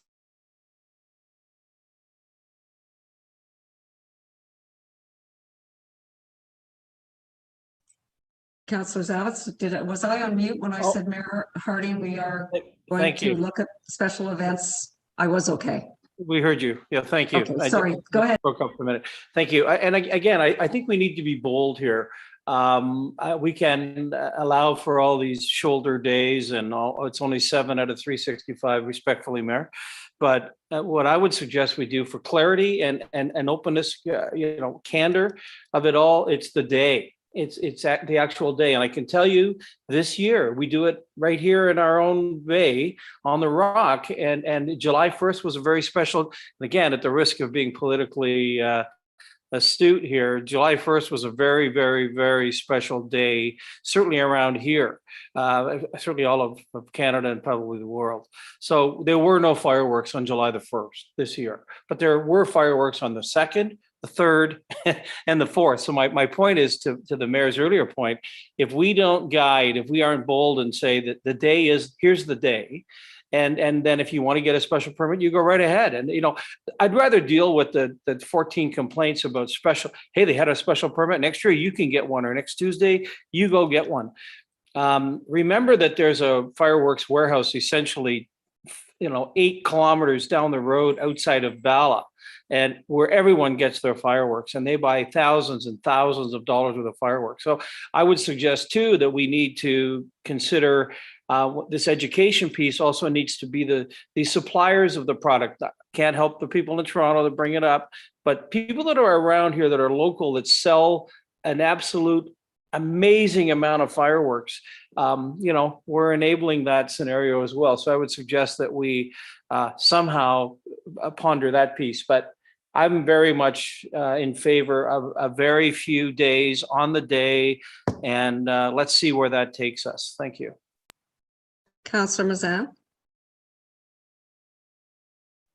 Thank you, and through you. I think my questions, I was about to put my hand down, but I think I'm just going to bring it up again because I think it pertains a little bit to the special events and seeking clarity over that process and what that would enable. My initial thinking about 3 people ago was about the Walker's Point display and other more significant ones, and understanding that weather is a real factor in consideration. So I would like to understand this here is intended to help us manage the large group of private people out there who are Monday, Tuesday, Saturday, Sunday, coming up, throwing out fireworks at all time of night, right? This is our plan, is to manage them. And if you are somebody who is celebrating a big milestone, a 50th anniversary, or it's a private business who wants to do a big display, there is a completely separate process that you can go through to get permission. I just want clarity on that. That's true. You are correct. And then within that, if I could just hear from staff, there is consideration given to if there's inclement weather, which this has happened. This is why it's coming up, right? That on the Saturday night when the original fireworks are planned, and this is in the special event piece, there is flexibility in that process to say you are now allowed to do this actually on the Sunday night because it's going to be a clear night. Is that correct? So, Councillor Mazan, I would prefer to leave the special events to our next discussion, because we're going to start, we need to finish off this discussion first. I hope you don't mind, but the special events is a different, but it's a different category. I think what you're trying to. I was just trying to get clarity on it. That's all I'm asking, because I think it helps when we understand that this is the identified group we're going after are the people who are coming up and just independently buying $100 worth of fireworks and throwing them up on a Friday night, right? So, or a Saturday night. We're trying to manage. Sorry, I mean, quite honestly, the special events like anniversaries, weddings, etc. At this point, unless I hear something else, I don't think those should be allowed either. I think we do our fireworks and then we just do the Walker's Point fireworks, but that's just my personal opinion. Councillor Hayes. Thank you, and through you. To go with the 3-day Victoria Day and the 3-day July 3rd, that allows people that are traveling from the city for the weekend to come up and let off fireworks. If we don't give them a little bit of flexibility, they're just going to let them off anyway. And if they're letting them off anyway, well, does it matter whether I do it this weekend or next weekend? This way, you're saying to them, we realize that, you want to let off fireworks. These are your days. And that's it. By giving them a little bit of flexibility, you're actually not closing your fist too tight so that everything is coming out. You're giving them a little bit of latitude, and perhaps they will obey the rules if the rules are obeyable. Okay, Councillor Jaglowitz. Thank you, Chair. Councillor Hayes said exactly what I was thinking. I've been listening to this intently, and what I think we're trying to do here is we're trying to not have fireworks just set off anytime people feel like it. I think we should designate some times and dates. There should be wide flexibility in those to allow people to do them in those times. I think if we try to control it too tightly, we're just into an enforcement mess. That's my feeling. Limit the times they can be done, but give them some broad latitude. That would be my take anyway. Thank you. So Councillor Zavitz, all right, I mean, Councillor Jaglowitz, if I could just, are you good with May 24th, Canada Day and New Year's, but perhaps we give two days or 3 days with around those for? Yes, I'm good at us being liberal at the times they can do them, because we're trying to prevent them from doing all other times. That's the idea. People aren't going to set off fireworks on Friday and Saturday and Sunday. At least most people aren't. They're going to pick one of the days. But we should, I believe, and then you have the problem with weather. So what are they supposed to do if that particular day the weather's inclement? Do they need permission? You have to. I think there has to be some leeway. Anyway, that's my take. So.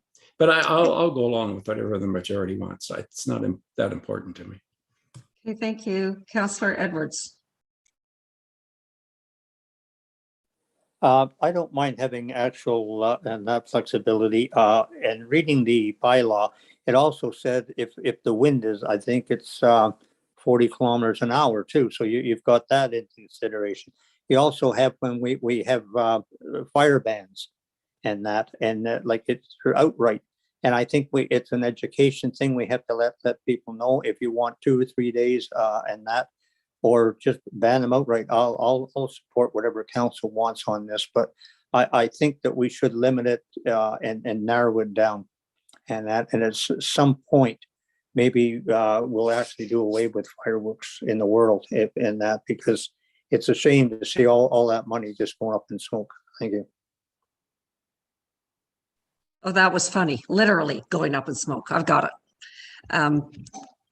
Okay, so I think what I believe what I'm hearing now is from our majority, and we'll see. We've got May 24th, Canada Day. New Year's Eve would be specific to 12:05 or 12:10, but those 2 other weekends we are going to allow some flexibility, and that would be Friday, Saturday, Sunday, or Saturday. I would prefer Saturday or Sunday. I think those are the 2 prime days. So are we looking at Friday, Saturday, Sunday? Can I get, no, Saturday and Sunday? Yes. Okay. I'm not sure I've got, Mr. Kennedy, I'm going to go back to you on this. I believe we've certainly narrowed that part down. On May 24th, it would be, I'm going to throw this out, Saturday and Sunday. Those to me are the prime nights for that.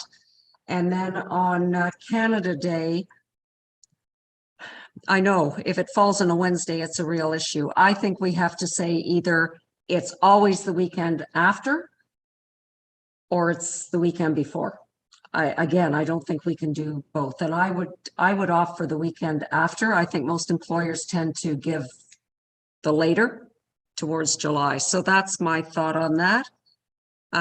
Everybody okay with that one? Councillor Roberts. I'd also say on July 1st, if the day is not on a weekend, it should be allowed because it is the official holiday. Good point. Councillor Mazan.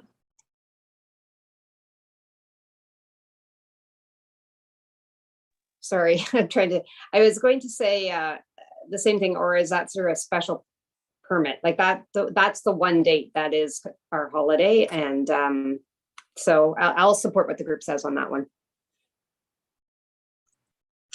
Okay, so we want Mr. Kennedy. Sorry, through you, Chair, just to clarify, for those weekends, the Saturday, Sunday, is that going to include the actual holiday day on top of that? Or is it just going to be the Saturday, Sunday? Because like if with the Canada Day, if you take a look at 2022, Canada Day actually falls on Friday. So we're kind of okay that way. But I just want to clarify that the actual holiday day is included in those days to laid off. Thank you.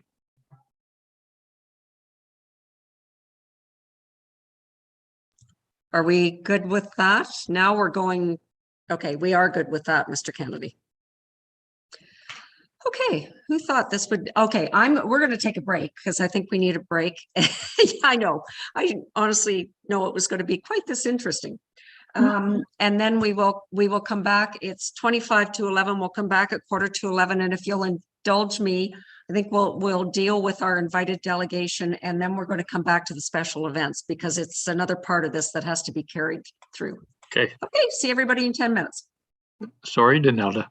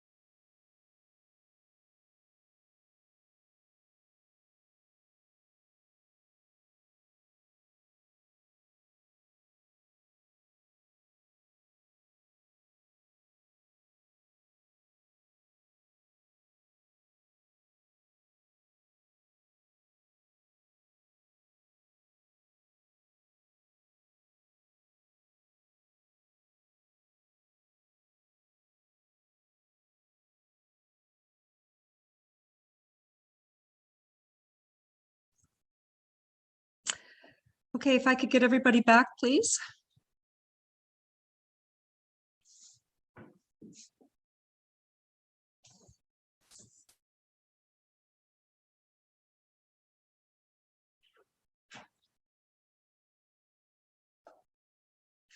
Okay, I see we have just about everybody here. So, and I believe, Councillor Kelly, this is where you're going to go dark because we're going to go to the towers and then we'll come back to the fireworks. So, Mr. Soya, perhaps you'd like to introduce this and then Ms. Antico could speak to it. Please go ahead. Thank you, Chair Bridgman. The next matter before committee today is a proposal for a telecommunications tower to be located on the property known as 13 Lee Valley Drive. This is the property from which Proline Rentals operates in Port Carling, and it is owned by Muskoka Lumber and Building. The proposal is being brought forward by Forbes Brothers Limited, acting as an agent for Rogers Communications. The location map and staff report for this matter begin on page 69 of your agenda package. This proposal is for a monopine style tower, which is to be 30 meters, approximately 100 feet in height. The applicant's agent has confirmed that Transport Canada will not require this tower to be lit with a flashing light during nighttime. However, a white flashing light will need to be affixed to the top of the tower in order to mark the tower as an aeronautical obstruction during the daytime. The notice requirements for this tower were satisfied by the applicant's agent through the posting of an advertisement in the Muskoka Region newspaper and by circulating notice of a public information session to surrounding landowners. The information session was held on December 7th as advertised, and no members of the public attended. One written comment was submitted in opposition to the proposal, primarily due to safety concerns related to exposure to radio frequency electromagnetic radiation, potential uncertainties related to exposure guidelines set by Health Canada, and the long-term enforcement of exposure guidelines. The proponent's agent provided a response to these concerns with details about Health Canada's exposure guidelines and links to additional resources. Staff have prepared a detailed report and have recommended that a letter of concurrence in support of the proposed telecommunications tower be provided. However, given that the tower is located within an urban center and adjacent to Muskoka Road 118 West, staff have recommended that support be conditional upon a requirement for Rogers to install reflective shielding below the white flashing light to minimize the visual impact of the tower and associated light. It's my understanding that Jennifer Antico is here today to speak about the proposal, and I have no further comments at this time. Thank you. Thank you very much. Welcome, Ms. Antico.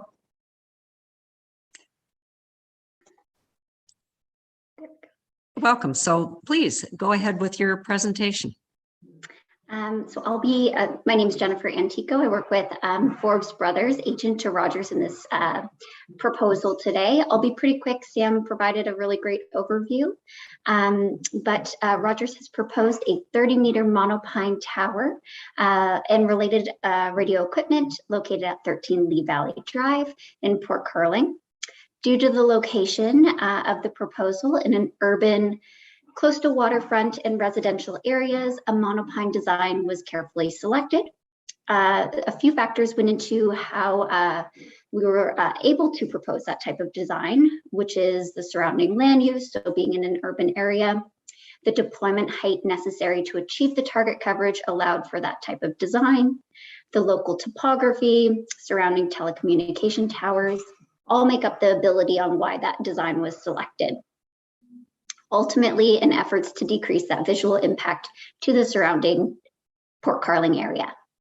So the tower is proposed in the southeast corner of the subject property, approximately 107 meters from Lee Valley Drive, but more importantly is set back a significant amount from the closest residential dwelling, so 350 meters and 370 meters from the lake. As Sam mentioned, the daytime lighting is expected, so that would require a medium intensity flashing white light throughout the day. No nighttime lighting is to be required based on Transport Canada's analysis. And again, yes, a shield has been proposed to be installed to minimize the impact of that daytime lighting from ground level. In this case, co-location was considered. There is a Lakeland Energy Tower located 40 meters northwest of the proposal. Unfortunately, in this case, that tower structure does not have the structural capability of holding Rogers antenna equipment, as well as roughly 27 meters in height. So it wouldn't provide those 3 extra meters sometimes make a big difference. So it wouldn't necessarily provide the adequate deployment height to achieve the target coverage that the radio frequency engineers are looking for. All other towers are located over 2 kilometers away, so we're not able to be considered as a co-location option. And then finally, yes, we did a public consultation back in November and December. Over 500 mail notices were sent to property owners within a 1 kilometer radius. Newspaper ad in the Muskoka region was submitted, as well as the public information session.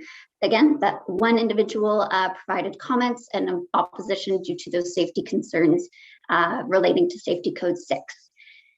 Again, those concerns were addressed, sent references and articles regarding Health Canada, Safety Code 6, and references to the Government of Canada website for references. Today, I'm here to answer any questions, as well as request your support in a letter of concurrence. Okay, thank you very much. Committee? Comments, concerns, Councillor Hayes? Thank you, through you and to Ms. Antico. Will this tower be servicing both cell phones and internet? It will service cell phones and data via cell phones, but it not direct wireline internet in this case. But any wireless internet from a streaming device or a telephone will be utilized from this tower. Thank you. Okay. Anyone else have any comments? I'm going to read the resolution then. Moved by Councillor Hayes, seconded by Councillor Kelly is on this. Well, Councillor Roberts. Be it resolved that Planning Committee recommends to Township Council that a support resolution letter of concurrence be provided for proposed Rogers Communication Tower CT-01/19 C6500 roll number 5-3-078-20, and a copy be forwarded to Innovation Space and Economic Development Canada. Any discussion? All in favor? That carries. Yep. Okay, thank you, Ms. Antico. Thank you. Okay. All right, so Mr. Soya, I think you're on the next tower too.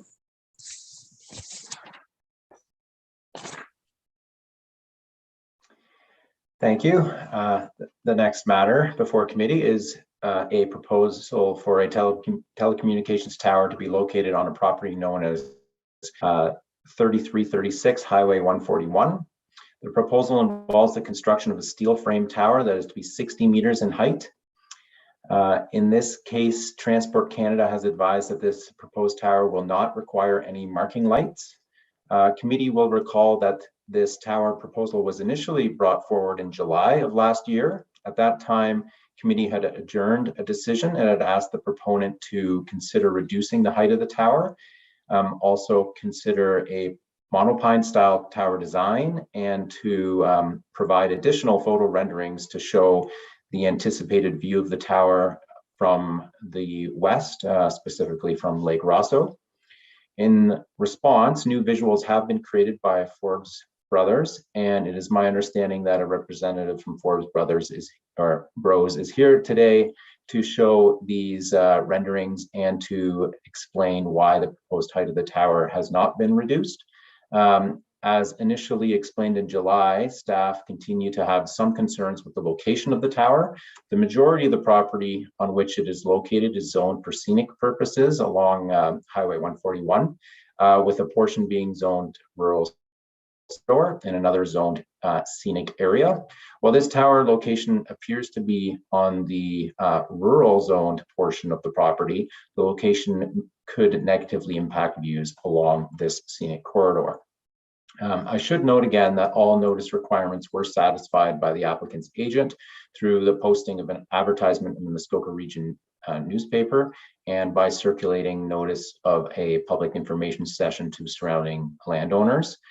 Comments from members of the public at the information session appeared to be generally neutral or in general support, with some questions asked about the resulting views, construction timeline, and approval procedure. So staff have prepared a detailed report, and I have no further comments at this time, but I'm available to answer any questions. Thank you. Thank you, Mr. Soya. I believe Ms. Duncan is here, so we will just bring her in to speak to this.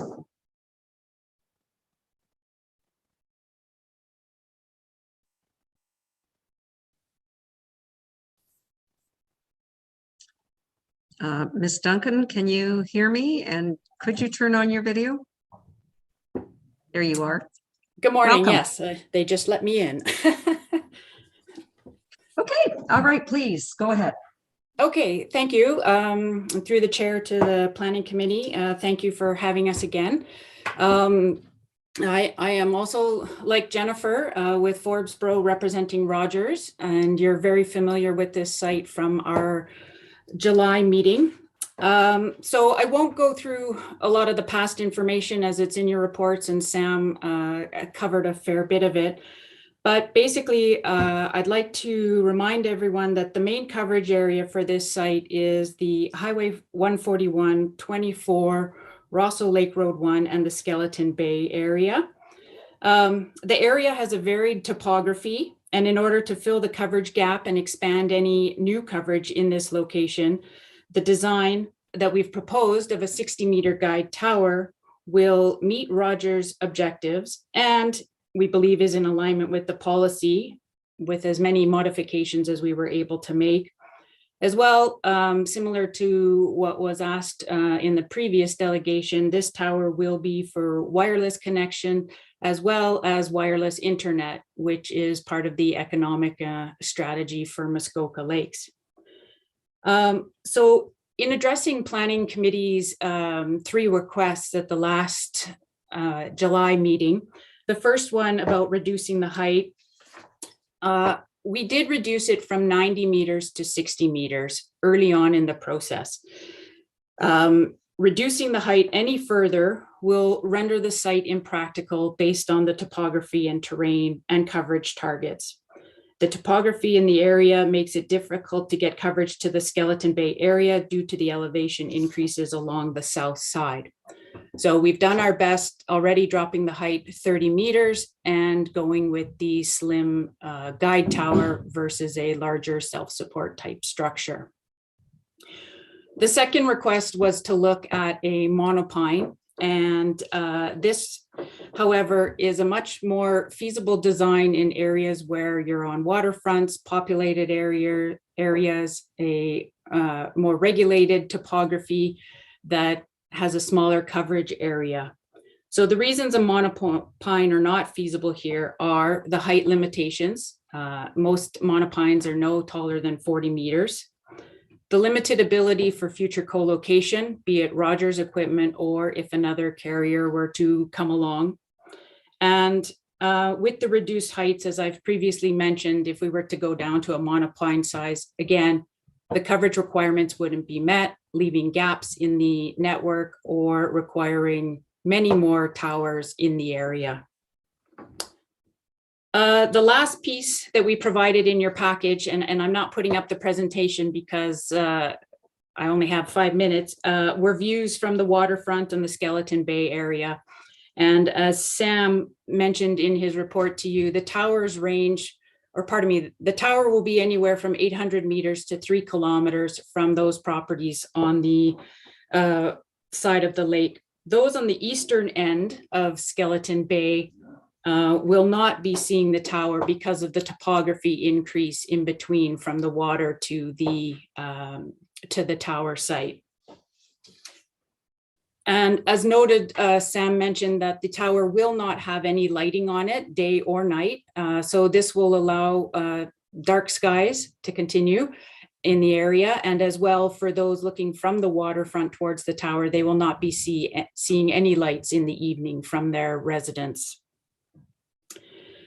The question about the location in proximity to the scenic corridor, I did discuss a little bit at the last meeting. Again, we've tried to offset that by placing the tower 180 meters into the property. It will have some visual impact from the highway. However, from other areas, because it will be placed up towards the hillside, I mean, for lack of a better word, you will see it in amongst the trees, but it won't be freestanding and way, I guess, significantly above the tree level. So in conclusion, these critical service improvements are needed in this area based on resident and business complaints, wanting to have better wireless as well as wireless internet. Unfortunately, we can't provide the wired internet at this point, but with better cellular service, they will have access to better data rates or speeds by rates, I mean. The monopole we have investigated and unfortunately is not feasible in this area. We feel that with the visuals provided, there will be very little impact to those along the waterfront looking towards the tower. And by choosing a location that's away from the highway, it will also minimize any sort of scenic corridor impact. So we hope that with these further visuals and explanations that you will help support the concurrence going forward and move us to get better improved service in the area. Thank you. Okay, thank you, Ms. Duncan. All right, committee, any comments, questions? Councillor Mazan. Thank you, and through you, just a very quick comment. I do want to thank the applicant for coming forward with the view from the canoe, for lack of a better word. It was very helpful, and it showed some great listening. I'm supportive of the application as I see it today, and I think it's much needed service in that area. And just wanted to again thank you for taking the time to add that portion into your actual report. Thank you very much. Thank you, Councillor Hayes. Thank you, and through you. We've seen other towers in the area that have not been monopine, not in this particular area, and I don't know if it's yours or not, but it went up as a single pole, and then through time, various boxes have been added onto it, so it now looks quite intrusive.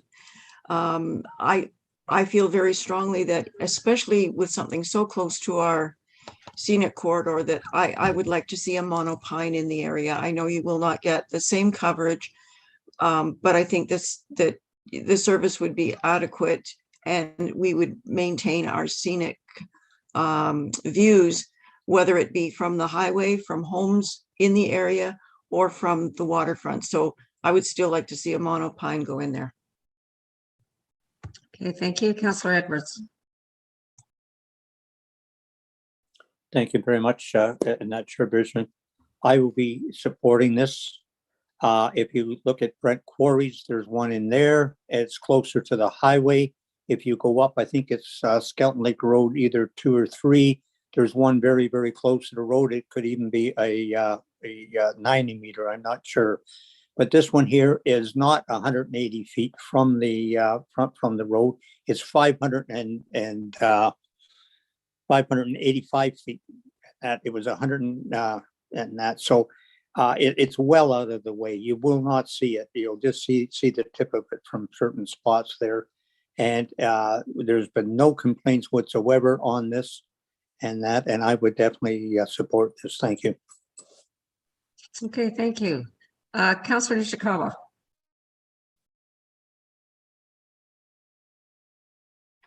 Sorry. I would support Councillor Hayes. It's interesting that you know, just from the pictures, I can see this steel structure Like I can, you can see the pathway, you can see, I don't believe that that's what, I understand Rogers wants to cover as much as they can possibly can. And it's interesting because I'm also hearing very different things from people, that they really want to appreciate the peace and quiet of their cottage. They want to not think that they're in an urban area. And that's why they chose to buy where they bought. So I would also prefer the Monopine if there was something to go up. Thank you. Thank you. Councillor Jaglowitz. Thank you, Chair, through you to the delegate. I may have missed it. Is this tower going to provide internet coverage other than not cell internet coverage, but actually direct internet coverage, or I missed that? And once you answer that, I have a supplementary. Ms. Duncan? Through the chair, it will not be wired internet, if that's what you're asking. We will not be putting wired internet. It will be data cellular internet. No, I'm so referring through cell to phones. I'm referring to what Bell has. You may not have it, but if a person has cellular internet, they have very low data caps and high cost. There's another form of internet that comes over the air that is lower cost and higher speeds and higher data. Will that be provided? I'm not talking about wired.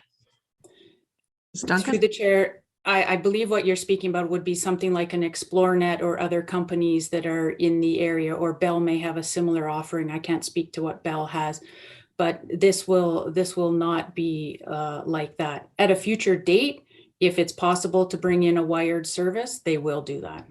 Okay, well, then we're speaking about different things. I'm not talking about wired. Bell does have our coverage, and I know people that have it where they get internet at a much lower cost than the cellular. You just don't have that type of product. Is that? And if you don't, I encourage you to get it, because what these people may want to have quiet at their cottages, but they also want good quality, high-speed internet at an affordable price. And they need it not only for business reasons, but to educate their children and work from home and all sorts of reasons. So I would be supporting this if you were providing that. If you're just expanding your cell coverage, I don't know. I'll have to think about it. Thank you. Through the chair, it's, and I guess, yes, we're speaking different things, but it is not just an expansion of the cellular network. In the term of cellular, it's because it's being provided airwave wise. It's not a wired service. But with anybody who has a Rogers plan, you will have access to internet, and there are certainly varying rates and data quantities and whatnot. So they do have the ability to, as they build out their network, to provide better plans and services to customers. So what would the cost of, say, an unlimited data plan be with Rogers through this tower? Just roughly. Through the chair, my apologies. I don't know Rogers rate plans. Okay. All right. Thank you. Okay, so maybe I could ask on the heels of yours, Councillor Jaglowitz, is there satellite internet that would go through this? No. So that's because that's what Councillor Jaglowitz is talking about. Bell offers satellite internet through its towers with packages that, I mean, you can get unlimited for $125 now. Yeah, at this point, Rogers has not advised me that they will be putting satellite on. Again, it depends. If the tower is approved, then they have the ability to do that. They also, again, through this design, the co-location, any other companies such as Bell, ExploreNet that want to provide other services can co-locate on the tower.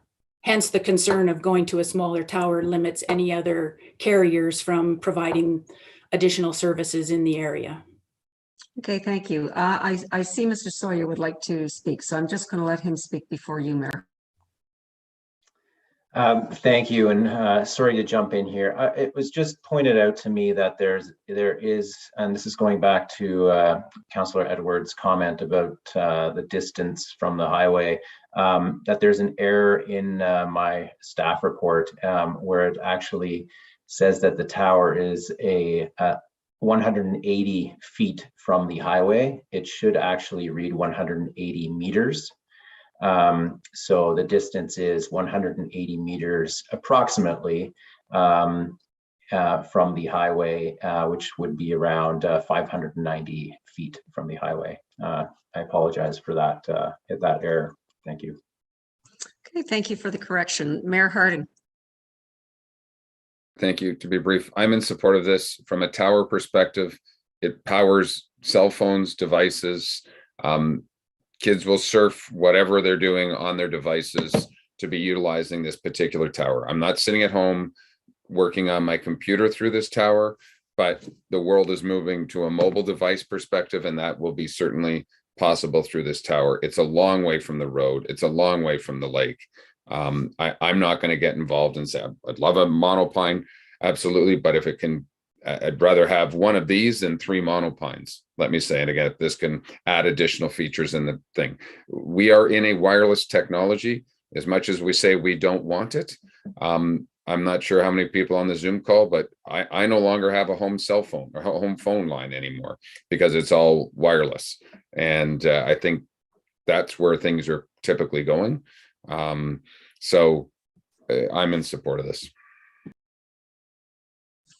Okay, thank you. I don't see any other comments, so I'm going to read the motion.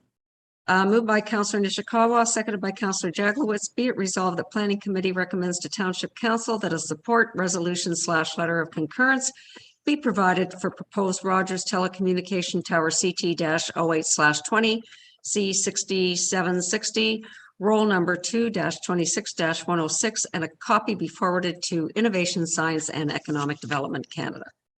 Any comments? All in favor? Opposed? Got it. Okay, that carries. Thank you, Ms. Duncan. Thank you very much for your time. Okay, so we're going to, before I ask, I know we've got one more report here from Mr. Moore, but I would like to finish the fireworks discussion first. And Mr. Pink, maybe I could ask you to recap what we think we heard. I think it'll be good to just verify that. Hang on just a sec.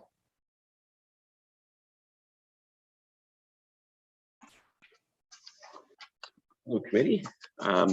I did my best to recap in a resolution what I thought the ultimate consensus was, but certainly the discussion did, there was a number of viewpoints, so certainly feel free to raise your hands if you feel this did not capture it. I don't believe it was discussed, but just to refresh committee members' memories, when this matter first was before Planning Committee, there was a resolution that actually added Labor Day to the fireworks bylaw. So the first part, I believe the consensus I heard was to remove Labor Day, although it wasn't really discussed. I feel that was the intention. To allow fireworks only on the following days, that being Victoria Day, the preceding Saturday and Sunday, New Year's Eve until 12:30 a.m. on New Year's Day. I know there was just some discussion. I heard 11 a.m., 12:05, 12:10. In my opinion, I would suggest at least 12:30 or perhaps 1 a.m. is fairly reasonable. Canada Day. When Canada Day would happen to fall on a Monday or Tuesday, I would suggest the preceding Saturday and Sunday. And when Canada Day falls on a Wednesday, Thursday, or Friday, the following Saturday and Sunday. So that's what I've captured. Just to recap the background, I think committee members are fairly aware, but currently the fireworks bylaw allows fireworks 365 days a year. I think this is a considerable step in what appears to be the right direction of what the community and council is looking for. Again, hopefully that captures it, and I've written that up in resolution form if that was the direction of committee. Thank you. Okay, thank you. So we have one more area to discuss, and we're now at special events, which would be private weddings, anniversaries, et cetera, being able to get a permit to do those. So I would like to get committee's direction on that. As I said to you, my personal opinion is that I think if we're going to cut down and make the environment first, I'm not in support of these kinds of private permits. I know that's unusual. I'm supposed to wait to the end, but I'd already mentioned it. Councillor Kelly? Thank you. And through you, I want to start with two questions. Number one, I don't know when or where you need to recruit the help of a licensed pyrotechnician. And I don't know if that's the defining matter that creates a special event, or I'm just not clear on our role, if there is any role, in making sure that these things are being adequately supervised and set off by somebody who's trained to do these things. And the second is, I think there's a distinction that I need to understand better than I do between an organized kind of commercially sponsored event to celebrate one of the three dates that we've already identified as fireworks worthy. And you know, whether it's a marina celebrating Canada Day with a explosion of pyrotechnic devices in their bay on that day only, or whether we have are we trying to create an environment, or are we proposing an environment where anybody can call, you know, whatever today is, Thursdayo de Trezio, a special event, let's go fire off some fireworks. I just don't know, you know, whether the special event has more to do with the pyrotechnic devices that are proposed to be shot off, or whether the special event has to do with whatever it is we're celebrating. And if it takes it beyond any of those three events that Mr. Pink already listed. So those are questions, not comments. No, I can tell. So Mr. Kennedy, I think, you know, special events, my understanding of this was, excuse me, it's private parties wanting to light off fireworks as opposed to the marinas. So if you could clarify that. And then in terms of the licensed pyro, I forget what they're called, where in our bylaw do we require that? Maybe that's another question. So go ahead. Thank you, through the chair. I'll apologize for the background noise. So with these, I guess if we're going to call them special events, we can call them special events, but the section 4 in the draft bylaw is relatively the same as what it was for the current bylaw that we have now. So if someone wants to have these display fireworks, you'll see all the requirements that are needed on the permit in section 4.3. You know, one main thing, I can't see like a wedding party or like an anniversary getting $5 million in insurance, getting fencing, getting security, and all that. So if they do, I guess, and they comply with this, they would be able to have a permit. But I just can't see people doing something like this. This is more geared towards you know, the Walker's Point Marina type of display fireworks, where they have to have a professional come in and actually do it. That's the last bullet point in 4.3b, detailed list of the pyrotechnic supervisors that will be responsible for the display, including the level or class of licensing that they have, copies of all certificates and expiry dates for each supervisor. So that's where that comes into play. They have to have that on the permit application, sorry. But that's like, should be able to answer the question. If anything is needing clarification, by all means. Thank you. Okay, so just so I'm clear, if I wanted to celebrate a wedding on my own property, that's the section I have to go to. If it falls outside of the permitted days that we're going to allow, then yes, that's where you would have to go through. I do understand now. Thank you. Councillor Hayes. Through you, the display, the discharge of display of fireworks for these special permits, it seems to be very businesslike, and there is a distinct difference between that and celebrating a birthday or celebrating a wedding. You probably would not have display fireworks at those. You might have sparklers, you might have something else. So perhaps those could be accommodated with silent fireworks. So things like sparklers or the spin wheel that goes around that doesn't make any noise. It just has lights. Something that it's not in as intrusive could be considered, and that would allow a minimal invasion of noise going into anybody else's. And most of those silent fireworks are smaller fireworks, so they would stay on your property. So that could be considered for weddings, birthdays, and anniversaries. Okay, thank you. Councillor Nishikawa. Thank you. I was wondering if our fire chief was on the call. And mostly I'm asking this is because when, it was discussed whether people were going to be able to get a permit, that we're having an outdoor party or something like that. And I'm just thinking about a tent involved. Like there's all these other things that I think I'd like to hear from the fire chief if possible, of other concerns and how that might affect what we decide to do. Thank you. I don't believe that we have Chief Morrell on the call at the moment, and I don't know Mr. Kennedy. Mr. Pink is going to try to reach him, Councillor Nishikawa. Is there, I guess mostly, is there, when with these special events permits, is there a requirement for our fire department to be on call? I kind of have an idea, but and I know that our past practices were that they were, but that was just I would just say a local kind of thing at the time. But again, it's a lot about that.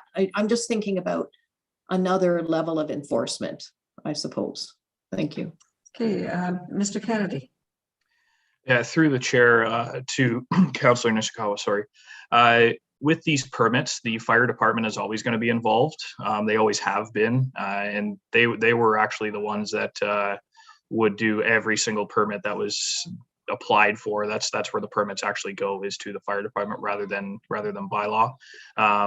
That's not going to change. If anything, either myself or Rachel will be involved in doing some sort of the inspections, but it will still go to the fire department to do all those relevant inspections and go make sure that the fire code is adhered to and all the safety plans are in place. Okay, thank you. Councillor Kelly.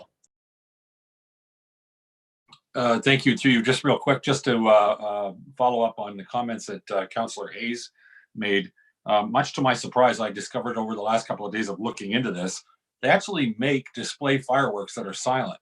I imagine half the fun goes away, but if it's just noise, and it isn't just noise, but if it was just noise, that might be something we could take a look at, identifying the use of fireworks that don't create the percussive sound. Okay, Councillor Zavitz.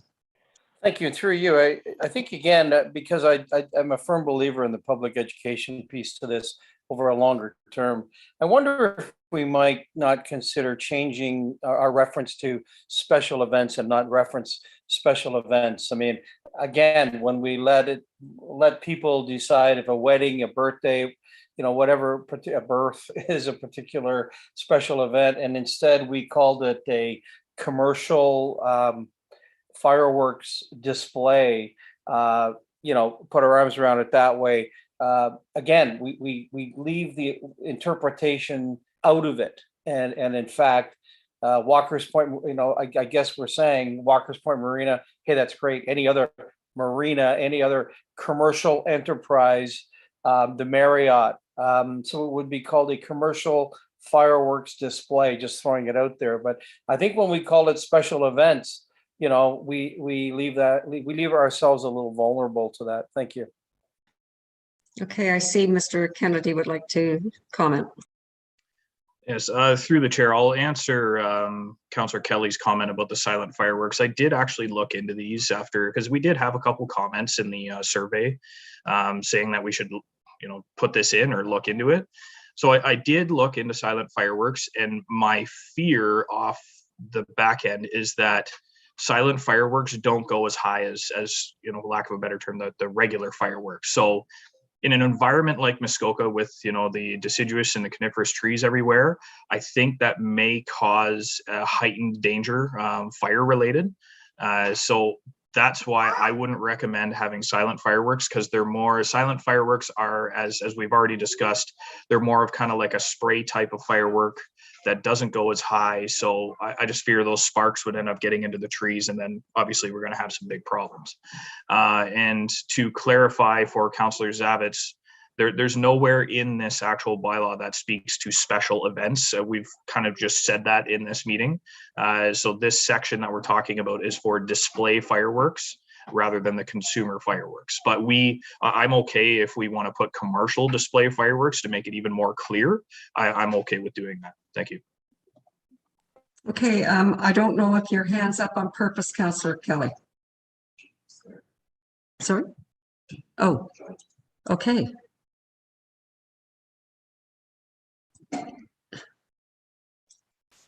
Welcome, Chief Morrell. I apologize.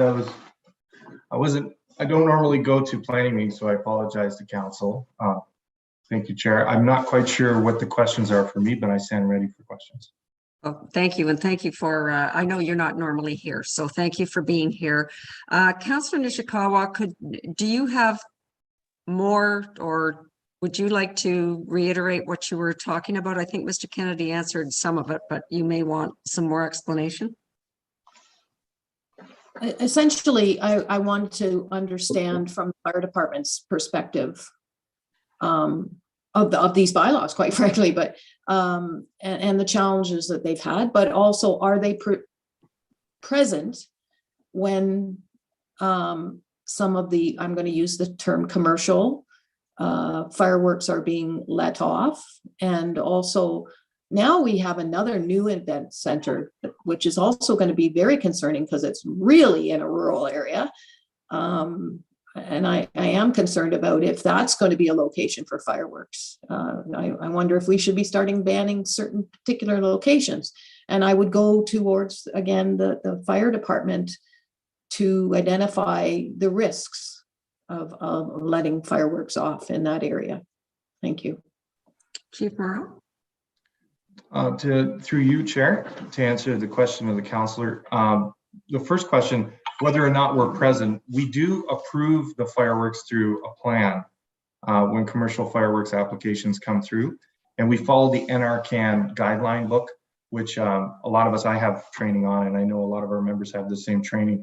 So we actually understand how display fireworks are supposed to be set off.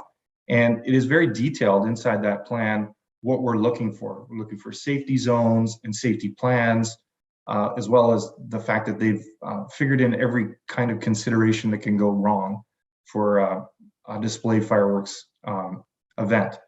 Now, to your second question of the location, I'm not aware of a remote location that we would be looking at, but if that came about, I can say that we would look at the response time required for the fire department to get there. And as a part of the considerations in the NRCan document, we look at things like winds, possible wind speeds, where they would have triggers for cutoff of their event, safety zones for people to hide, and places where our apparatus would position themselves. And we also offer the service, which often gets forgotten about. We will offer the service of them renting a fire truck complete with firefighters to attend the event. We have done this for a couple weddings where they wanted to have that extra coverage.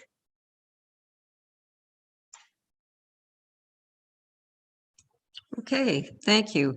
I have a suggestion as I'm sitting here thinking that I said I didn't want to see anniversaries, weddings, etc. I understand this more now. I am wondering, I like Councillor Zavitz's commercial. I think that puts it in there. And if this is the criteria that anybody who wants to have an anniversary or wedding is under, I think I'm good with that. We could consider either making sure that there's a fire truck there, or they have to have a professional to light off the fireworks as part of this bylaw, which would ensure the safety of it. So those are two thoughts that I have at this time. Councillor Hayes?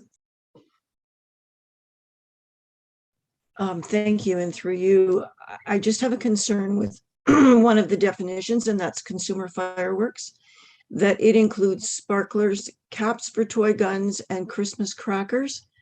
Does that mean that we all are going to have to forego these in the future because we are now outlawing them except for 6 days a year? I think that sparklers, caps for toy guns, and Christmas crackers should be exempt from the fireworks bylaw. Okay, do I have a read on that from committee? Can exempt those? Okay, we're accepting those. Okay, so we've had a lot of discussion in terms of a section 4. Would we like to add commercial to the front of that just to make sure that we are differentiating this clearly for our public? We have that. Director Pink. And then any suggestions in terms of the fire department having to be there or a professional having to set these fireworks off if they have this permit? I threw that out, not knowing whether that would be wanted or not. So, so are we going to say the fire department? Mr. Kennedy's just come on, so let's just see what he has to say. Sorry, through the chair, I just came on so I could give a thumbs up to note acknowledging the changes. My apologies. No problem. So I see Mayor Hardy. So first of all, let me ask, we have to have a fire truck there. Are we interested in that? Or we want the specialists to be at these commercial events? Mayor Hardy? I don't believe you can light off commercial fireworks or buy them without a specialist lighting them off. You can't just go buy commercial fireworks and put them on your dock and set them off. So any events that I've been at that have quote unquote commercial fireworks, they are let off by certified licensed professionals to handle those. And I think that it's covered off by adding the language commercial. Whether or not there's a fire truck there, I think that's the owner's perspective. The commercial people will know how to let off these fireworks safely, and they may add the fire truck going forward, unless we're looking as a revenue making opportunity. Okay, thank you. I wasn't aware of that, so that's good. So, okay, so I think if we just add commercial to section 4, that we're in agreement with that. So, yes, Chief Morrell. Thank you. Through you, Chair, I just want to add some clarity to what the mayor is saying. He's in fact right. In a higher level regulation is the fire code. The fire code does regulate that all commercial fireworks have to receive the approval of the chief fire official. That is why we evaluate them today. We're included in the fireworks bylaw because a lot of municipalities want to regulate when consumer fireworks can be shot off. So there is no requirement for the municipality to try to regulate fireworks of a commercial nature whatsoever, because it's already captured inside the fire code. Also in the fire code, it indicates, like I said, in the NRCan document, which is a federal document, it actually indicates when a fire truck is required. And we work with commercial display pyrotechnic vendors to determine if they need that requirement. And sometimes I will say, oh, there's a sensitive wetland. We're in a high fire rating right now. We want you to pay for one of our wildland apparatus and 4 firefighters to be on site just in case something breaks out. So that is a determination that we make based on the risks that are presented at the time. Thank you. Okay, thank you. Good information. So that's great. So we're just going to put commercial into section 4. And I think, Mr. Kennedy, that we've covered everything. So thank you very much for this report and the draft, and we'll look forward to seeing it come back to us with the changes. Thank you. Mr. Pink would like to say something. Hang on. Thank you very much. We do have a resolution, so we can consider that. A wise individual did just point out something to me, though, and I hope this doesn't throw a wrench in it. I think it's fairly agreeable. If Canada Day were to happen to fall on a Wednesday or Thursday, it's likely that the fireworks would be set off on Friday and not the Sunday. So I think I can make that change, the Friday and Saturday, not the Saturday, Sunday. Okay, thank you. Councillor Roberts.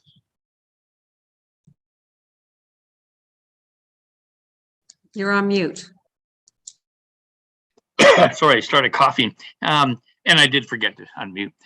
Before the resolution read, I would just like to go through it one more time before we vote on it. The Victoria Day, the weekend, I thought I heard it was going to be the weekend before or the weekend after, but I don't think that was true. I just wanted to read, and also, so forget about that, but I reread it. The July 1st is permitted, no matter what day of the week it falls on.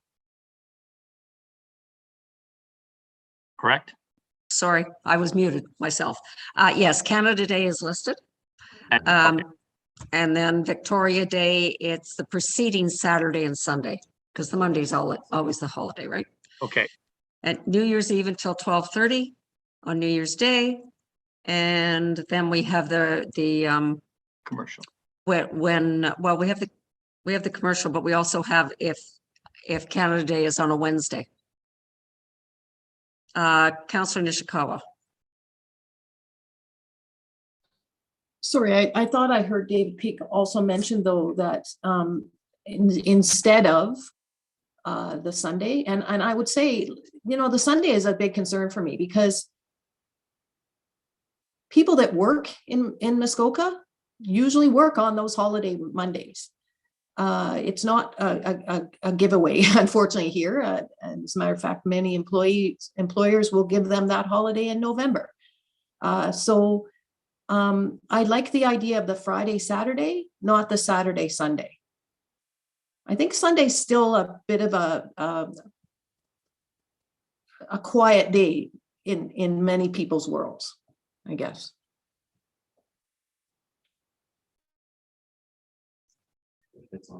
Canada Day falls on a Monday or Tuesday, the preceding Saturday and Sunday, and when Canada Day falls on a Wednesday, Thursday, or Friday, the following Saturday and Friday. So we still have some Sundays in there. I think that was Canada Day falls on a Wednesday, Thursday, or Friday. So do we have support for Councillor Nishikawa's I'll let you speak first, Councillor Nishikawa. Sorry, I didn't lower my hand, but mostly I think that we should avoid Sundays. And in fact, no matter when it falls, if we replace Sunday with Friday, that would be better, is what I'm trying to say. I just don't think that we should just be trying to fill in a bunch of days because of this, and this. I think it's mostly just say Friday and Saturday. That should be and of course, it may end up having to fall on a Sunday, but not every year, is my point. So anyhow, but otherwise, I'm done. Thank you. Okay, do I see support for Councillor Nishikawa's change to Friday to Saturday? See 1, 2. Mayor Harding? If the holiday is a Monday, people may have a social gathering on the Saturday or the Sunday. If Canada Day happens to be on the Tuesday, it's usually the weekend prior that would be the Friday, Saturday. We are becoming a little bit nitpicky. Typically, if it's on the Monday, we should almost go through every calendar year and every year say these days it's allowed. I mean, that's what we're almost getting to. There might be a day we don't like fireworks. I appreciate that.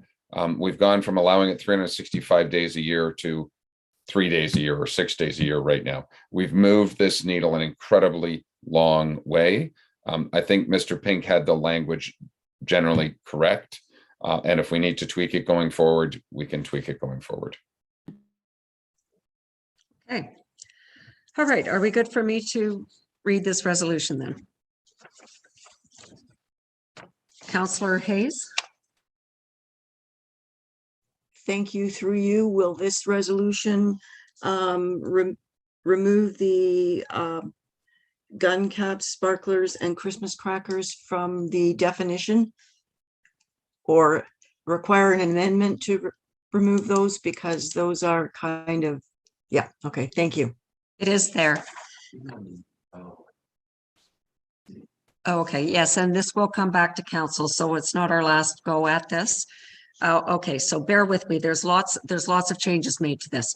So, moved by Councillor Edwards, seconded by Mayor Harding. Be it resolved that Planning Committee recommends to Township Council that draft fireworks bylaw 2021-149 be amended and forwarded, and that the amended bylaw be forwarded to council for, I didn't read this in the right order, I know. Okay, it's going to be forwarded to council to remove Labor Day, allow fireworks only on Victoria Day, the preceding Saturday and Sunday, New Year's Eve until 12:30 a.m. on New Year's Day, Canada Day, when Canada Day falls on a Monday or Tuesday, the preceding Saturday and Sunday, and when Canada Day falls on a Wednesday, Thursday, or Friday, the following Friday and Saturday. To remove sparklers, caps, and Christmas crackers from the definition of consumer fireworks and add commercial to section 4.0. Any discussion? All in favor? Okay, that is unanimous. Thank you. And thank you, Mr. Pink. That wasn't an easy one. All right, that passes. So Mr. Moore, we're just going to skip back right now to Mr. Moore. He has our climate change. There you are, Corey. Okay, I'm going to let you take it away. Perfect. Thank you, Chair Bridgman, and good morning, committee. Today's report is just for informational purposes on the progress to date on our climate action plan. As committee is aware, this past August, the township committed to developing this plan along with the other lower tier municipalities with assistance from the district. We started the process this past fall with the development of the municipal climate group, identifying a representative from each lower tier municipality to participate. Since then, we've broken the development into two phases, if you will. The first phase, kind of more of a risk and vulnerability and assessment. This is much kind of gaining an understanding and that background research of climate data and information, current impacts we're seeing and assessing our own communities. To date, we're almost complete that first phase, and then we'll jump into the second phase, actually identifying and developing the plan itself and the corresponding actions. So throughout that progress, I will bring follow-up reports to keep committee up to date. And with that, Chair, I'm available for questions. Okay, thank you. Any questions from anyone? Looks like a complete report, Mr. Moore. So thank you very much. Thank you. Okay. All right. So we are, I think, down to our unfinished business, of which there is none, and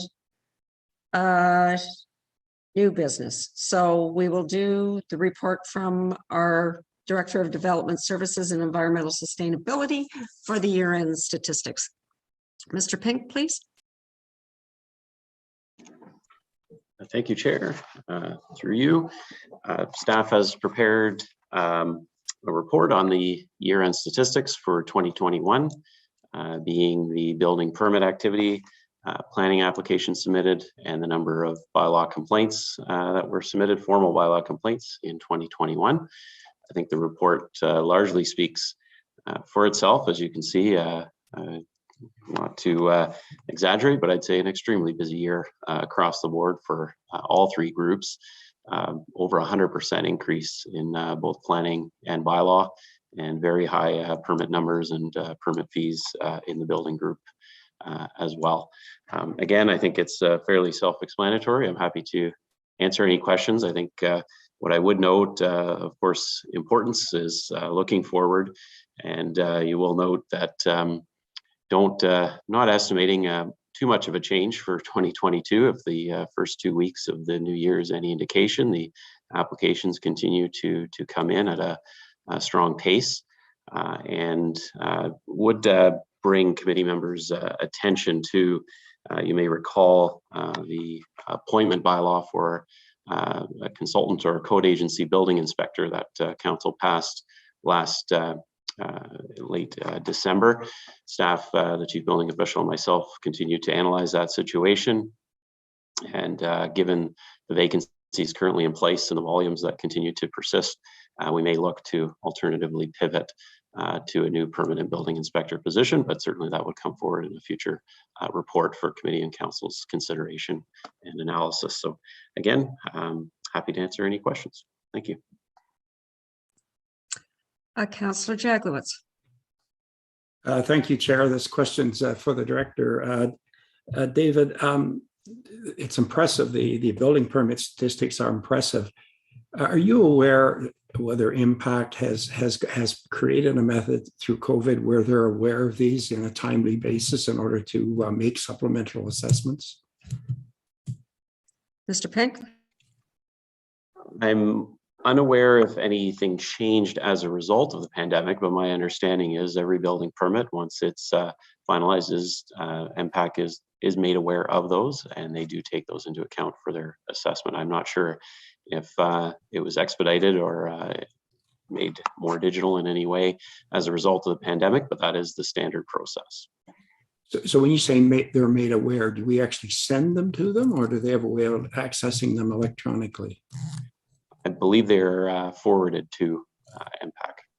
Okay, so maybe if that isn't the case, I just appreciate your reporting back, because it has been stated that all these new assessments are being picked up in supplemental assessments, and I just like to make sure that is the case, because when I talk to MPAC, they seem to infer that because of COVID, they can't get out to do their work, but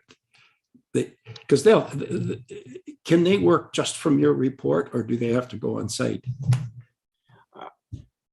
Through the chair, I can't speak to MPAC's processes per se. I'm not overly familiar with those. What may be occurring is due to pandemic restrictions, they may not be able to do their own inspections of properties, and whether that delays implementing the new assessments, I'm not 100% sure. But what I do know is we continue to forward finalized building permits to them for their assessments. I would have to reach out to MPAC as to how the pandemic may or may not have impacted their processes after that interaction. Thank you. Okay, thank you. Councillor Zavitz. Thank you, and through you to David. David, great job, incredible job actually, and you know, here we are looking at a review of last year and your team's performance, and again I say incredible. What is interesting is, I'm not just speaking for myself, I know I'm speaking with others on this committee, you know, we continue to get, not a lot, but we continue to have the other side of it, where people are, if you will, developers, builders are frustrated because they're experiencing what they perceive to be a service, can I say service level decrease, which of course, I guess what I'm saying when I look at this is the information that we need out here on some sort of a more regular basis, more of an update piece that, I mean, this is the public record. Here's the performance of this township as it relates to its customer service quotient. I think it's amazing. And I guess I'm maybe more of an observation than it's not a question. That perhaps what we should be doing is somehow creating more of a two-way dialogue more frequently, even if it's in social media, that lets people see the enormity of the work that's being done. And I guess I just want to put that out there, perhaps for some of the other committee members to contemplate. Thank you. Okay, thank you. Councillor Nishikawa. Thank you. More along the lines with Councillor Jaglowitz. You know, when you fill out a building permit, the building department and or you supply the information that MPAC can take from that building permit, and the property value, for instance, like the build value is there. A lot of information is there from MPAC, and in fact, they have been dealing with it because that's the only way we can tax people. So I think that it is being captured. The new builds are being captured for sure. I don't think it's the fact that your neighbor built, you know, a $2 million place next to your couple $100,000. That is the area that's not being picked up as yet in our assessment package. But certainly the new builds are being picked up and they're being taxed accordingly. It was interesting, Councillor Zavet's discussion. Correct me if I'm wrong, David, but don't you provide this information to us quarterly?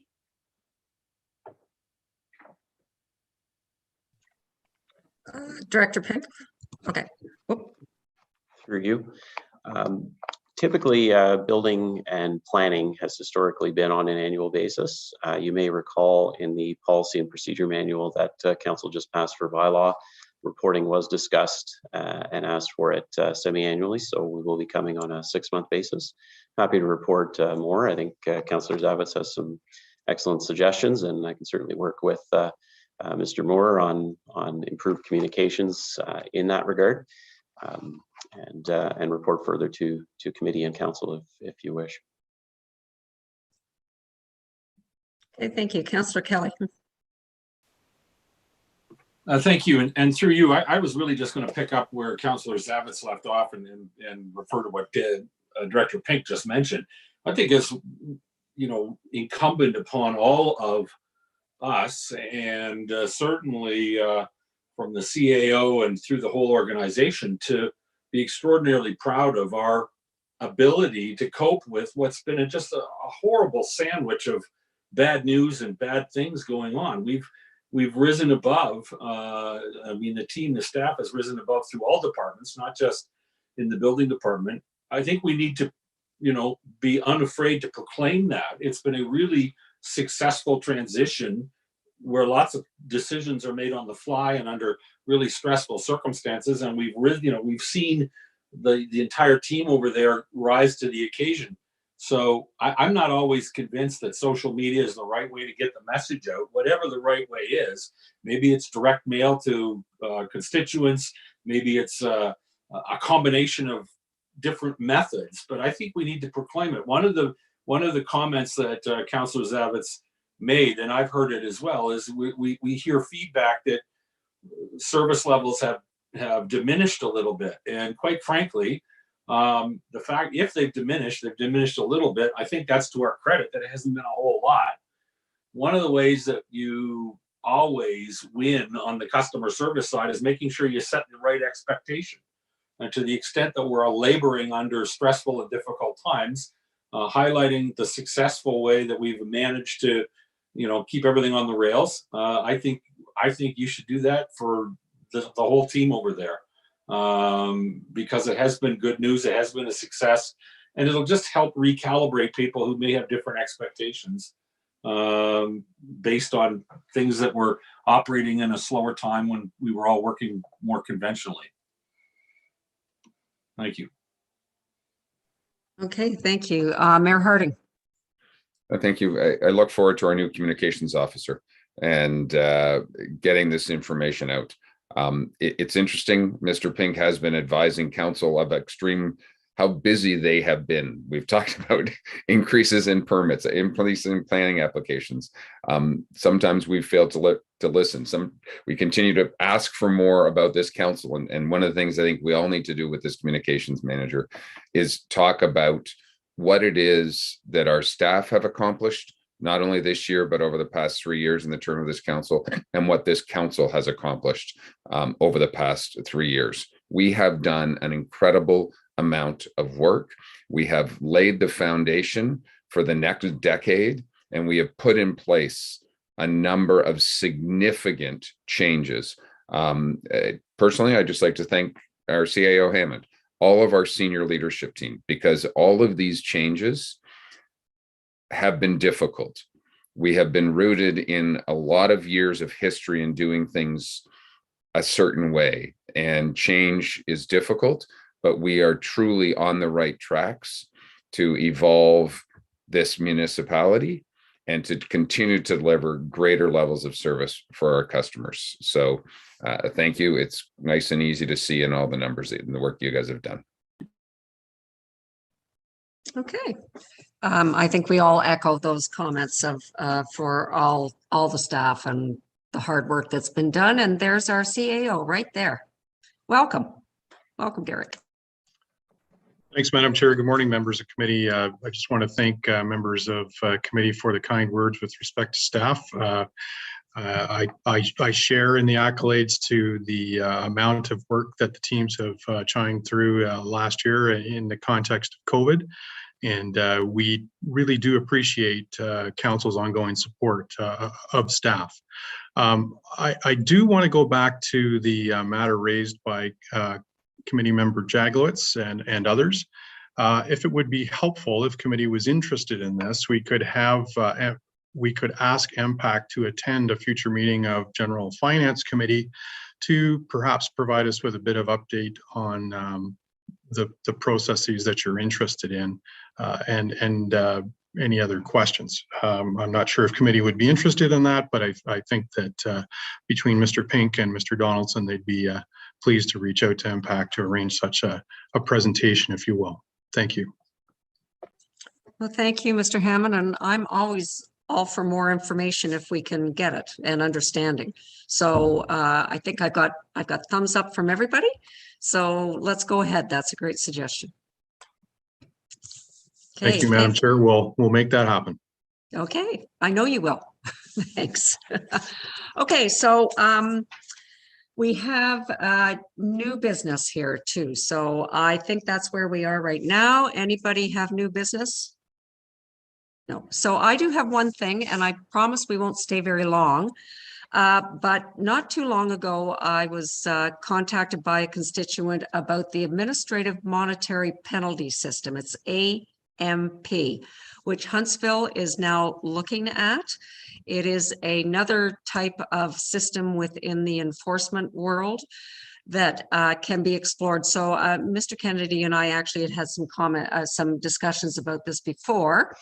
And then again, this morning, it was in Muskoka region, if you looked at your feed. We had already talked about bringing this up today. And I'm going to ask Mr. Kennedy to just give us a quick overview on it. And the other thing is, when he was with Tay Township, he actually reported to them on this whole system. And it's a great report. It's public. So I'm going to suggest to Mr. Kennedy that it could be sent out to all of the councillors just as a background report. So let's have a verbal report, and then perhaps after you've had a chance to look at all of that, we can discuss whether we would like a report to come back strictly for the township. So Mr. Kennedy, please take it away. Thank you, Chair Bridgman. Administrative monetary penalty system is kind of, I guess, a relatively new thing that was added into the Municipal Act. And as Councillor Bridgman has said, it's another way for us to essentially lay a fine on someone. And it typically started out in bigger cities, Toronto, London, Kitchener, those areas for parking tickets, where instead of issuing an actual provincial offenses notice onto a vehicle, it would be through the administrative monetary penalty system. So people would pay the township directly. And the big difference here is that if you go through AMPS, it stays out of provincial court altogether. And it's dealt with through essentially an in-house court with the township. Now, that being said, this has evolved a little bit. Some municipalities have started using it for other bylaws. I know just recently when Blue Mountains has just changed their short-term rental bylaw, they've had AMPS in it before, but they've revamped the AMPS system in that bylaw because, as we all know, when we get complaints for short-term rentals, it's about the renters, not the owners, but it's always been that the owners take responsibility for what the renters do. So AMPS is an easy way of issuing those monetary penalties to an owner if there's problems in those types of situations. There are downfalls, however, especially with smaller municipalities. As I said, we go away from all provincial court when we go through administrative monetary penalties. So we would end up making our own courtroom essentially. So there is a process if someone wants to appeal an AMP. They would contact the township within a certain amount of days. It's usually consistent with POA, where it's 15 days within the day that they were notified. And a screenings officer is with the township, whether that be myself, it could be a director, could be the CAO, or it could be someone from the outside that we hire. They would review the case essentially, and we think of it as a provincial court where you go in front of a justice of the peace and you either want a trial or you do a guilty plea with a lower fine. It's essentially the same type of thing for that. The difference is we're paying for it, not the province. If the decision that comes out of that is not satisfactory to that said accused, they do have another appeal option. And again, think of it going through the Superior Court of Justice. So if they appeal a provincial justice of the peace's decision, goes to Superior Court. In this system, we have now what's called a hearings officer, and that person has to be outside, has to be totally impartial to the township. So usually you're going to be looking towards paralegal, which I know we do have quite a lot of them in this area and the surrounding area, Bracebridge, Huntsville. We would hire one of them for a day. You're looking at costs in anywhere between probably $1,000 to $3,000 for the day, regardless of how many actual appeals are heard. So again, that's another cost that goes on to the township rather than being absorbed through the provincial offenses. So that's kind of a gist of what the administrative monetary penalty system is. And I'd be happy to do another report. I can send out the report I did in my former township in Tele. And that does give a pretty thorough background of what administrative monetary penalty systems are. But like I said, it's more geared towards cities where they have that staff level that's able to do something like this. With a smaller municipality, it's a little bit difficult. And I would suggest that the cost of running this would probably outweigh the actual penalties that we would get through if we went through administrative monetary penalties. Thank you. Thank you, Mr. Kennedy. That was my take at the end of reading your report. Councillor Kelly. Thank you, and through you. And this is pretty cool. I've not heard of this before. And my first question is, who sets the penalties? Is it by bylaw that the township, or is it negotiated between the party? How does that get set up front? Mr. Kennedy? Through the chair, the penalties are very similar to what we do for provincial offenses, where we bring a bylaw forward with the set fines. First goes through committee and council, and then has to go through the Ministry of Attorney General. And in the Municipal Act, it specifically says that AMPs are not to be punitive in nature, but they still need to create a specific deterrence for the said offense. Okay. Okay. A follow-up, Councillor Kelly, or are you good? No, but lots to think about. I look forward to reading anything you can get me. That sounds good. Okay. Councillor Zavitz. Yes, thank you, and through you. Certainly interested in reading, the report, Rob, and garnering more information. I would say though, I do like our streamlined scenario that we have at present. What I'm thinking is I would be supportive of this, but what I'm more supportive of is creating an environment where your effectiveness is enhanced. And you and I have had our own dealings, and we have our own little scenarios that you and I particularly talk about. I would just relish the idea that our bylaw enforcement piece has a more impactful, you have a bigger toolbox. And that's what I am most concerned about, is creating an environment where you have the tools to deal with some of these issues out here. And you know what I'm talking about.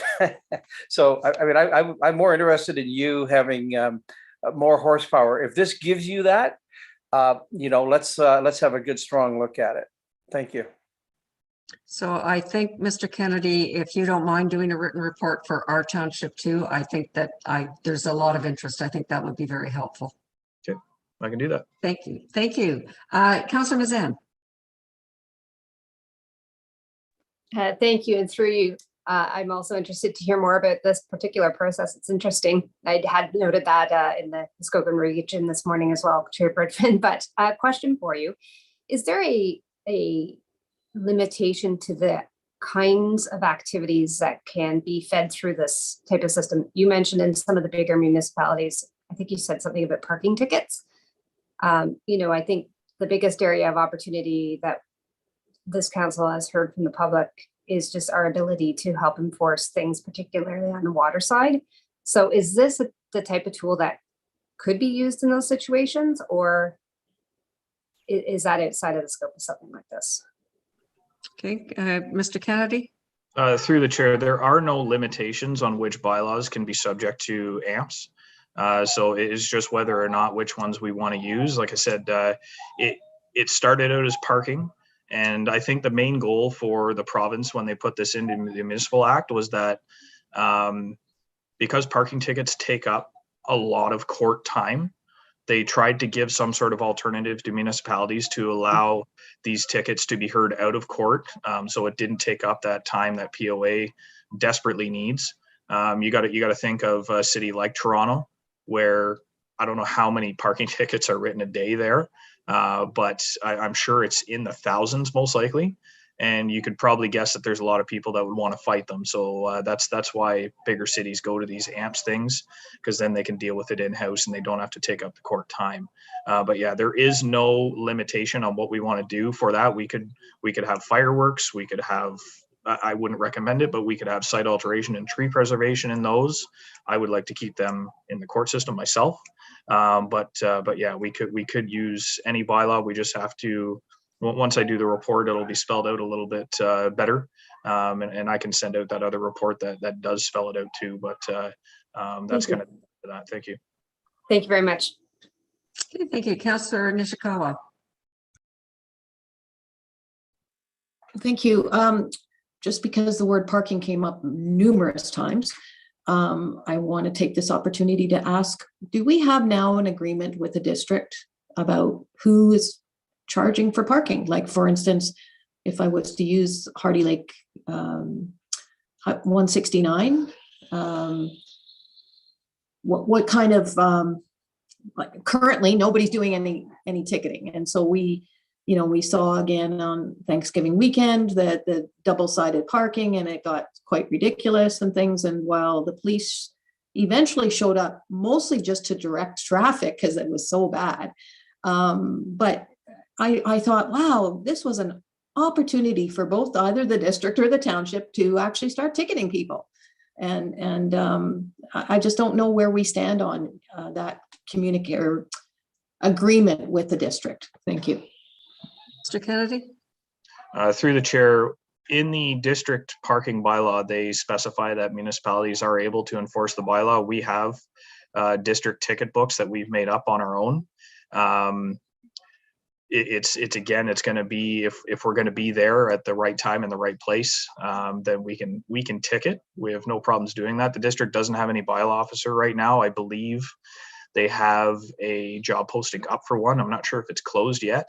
And I have been in discussions with the director of public works for the district in regards to parking to see if we can make some changes. Because at this point right now, the parking tickets for the district are still $10 for an early payment and $15 for a set fine. So the time it takes us, like if we were at Hardy Lake on Thanksgiving, we're probably writing 30 tickets, and our time to drive there, do all those tickets, and then drive back probably equals how much we'd end up getting, or maybe even go over what we would actually get in penalties if everybody paid their tickets. So again, I haven't been in discussion with the district to see if we could possibly get those fines consistent with what the township fines are for parking.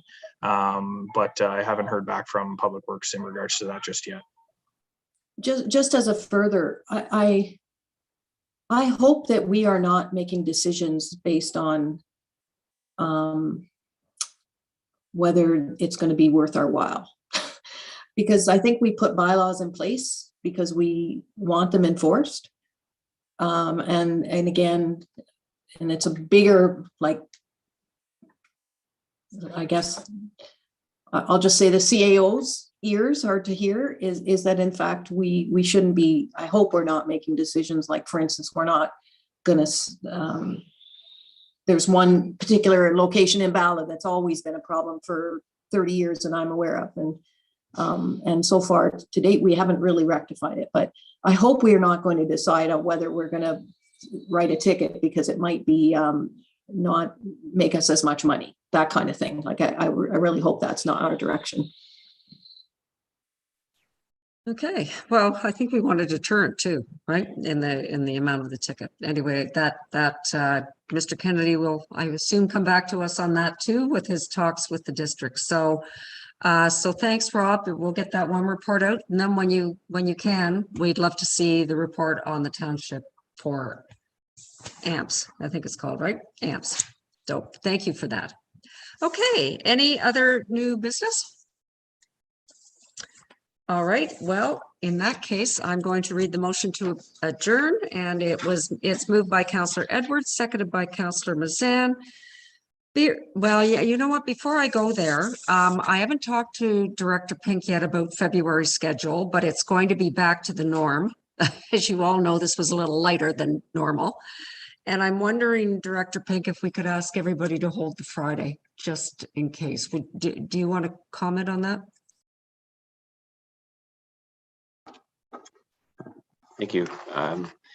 That's likely correct, as today's agenda was fairly light, you may have noticed, and that's largely as a result of the number of business days between the December and January meeting. And I think, as we've seen, I think our staff had a well-deserved break. So the agenda was fairly light. It's most likely for the foreseeable future, the agendas will be fairly heavy as we experienced in the summer and fall of last year due to this volume.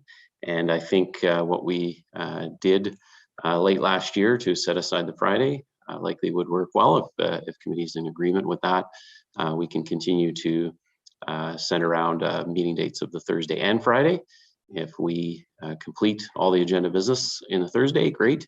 However, it'll be largely a hard stop at 4, and then we can continue with business on the following Friday if we find we do need the time. Okay, thank you. So Councillor Edwards.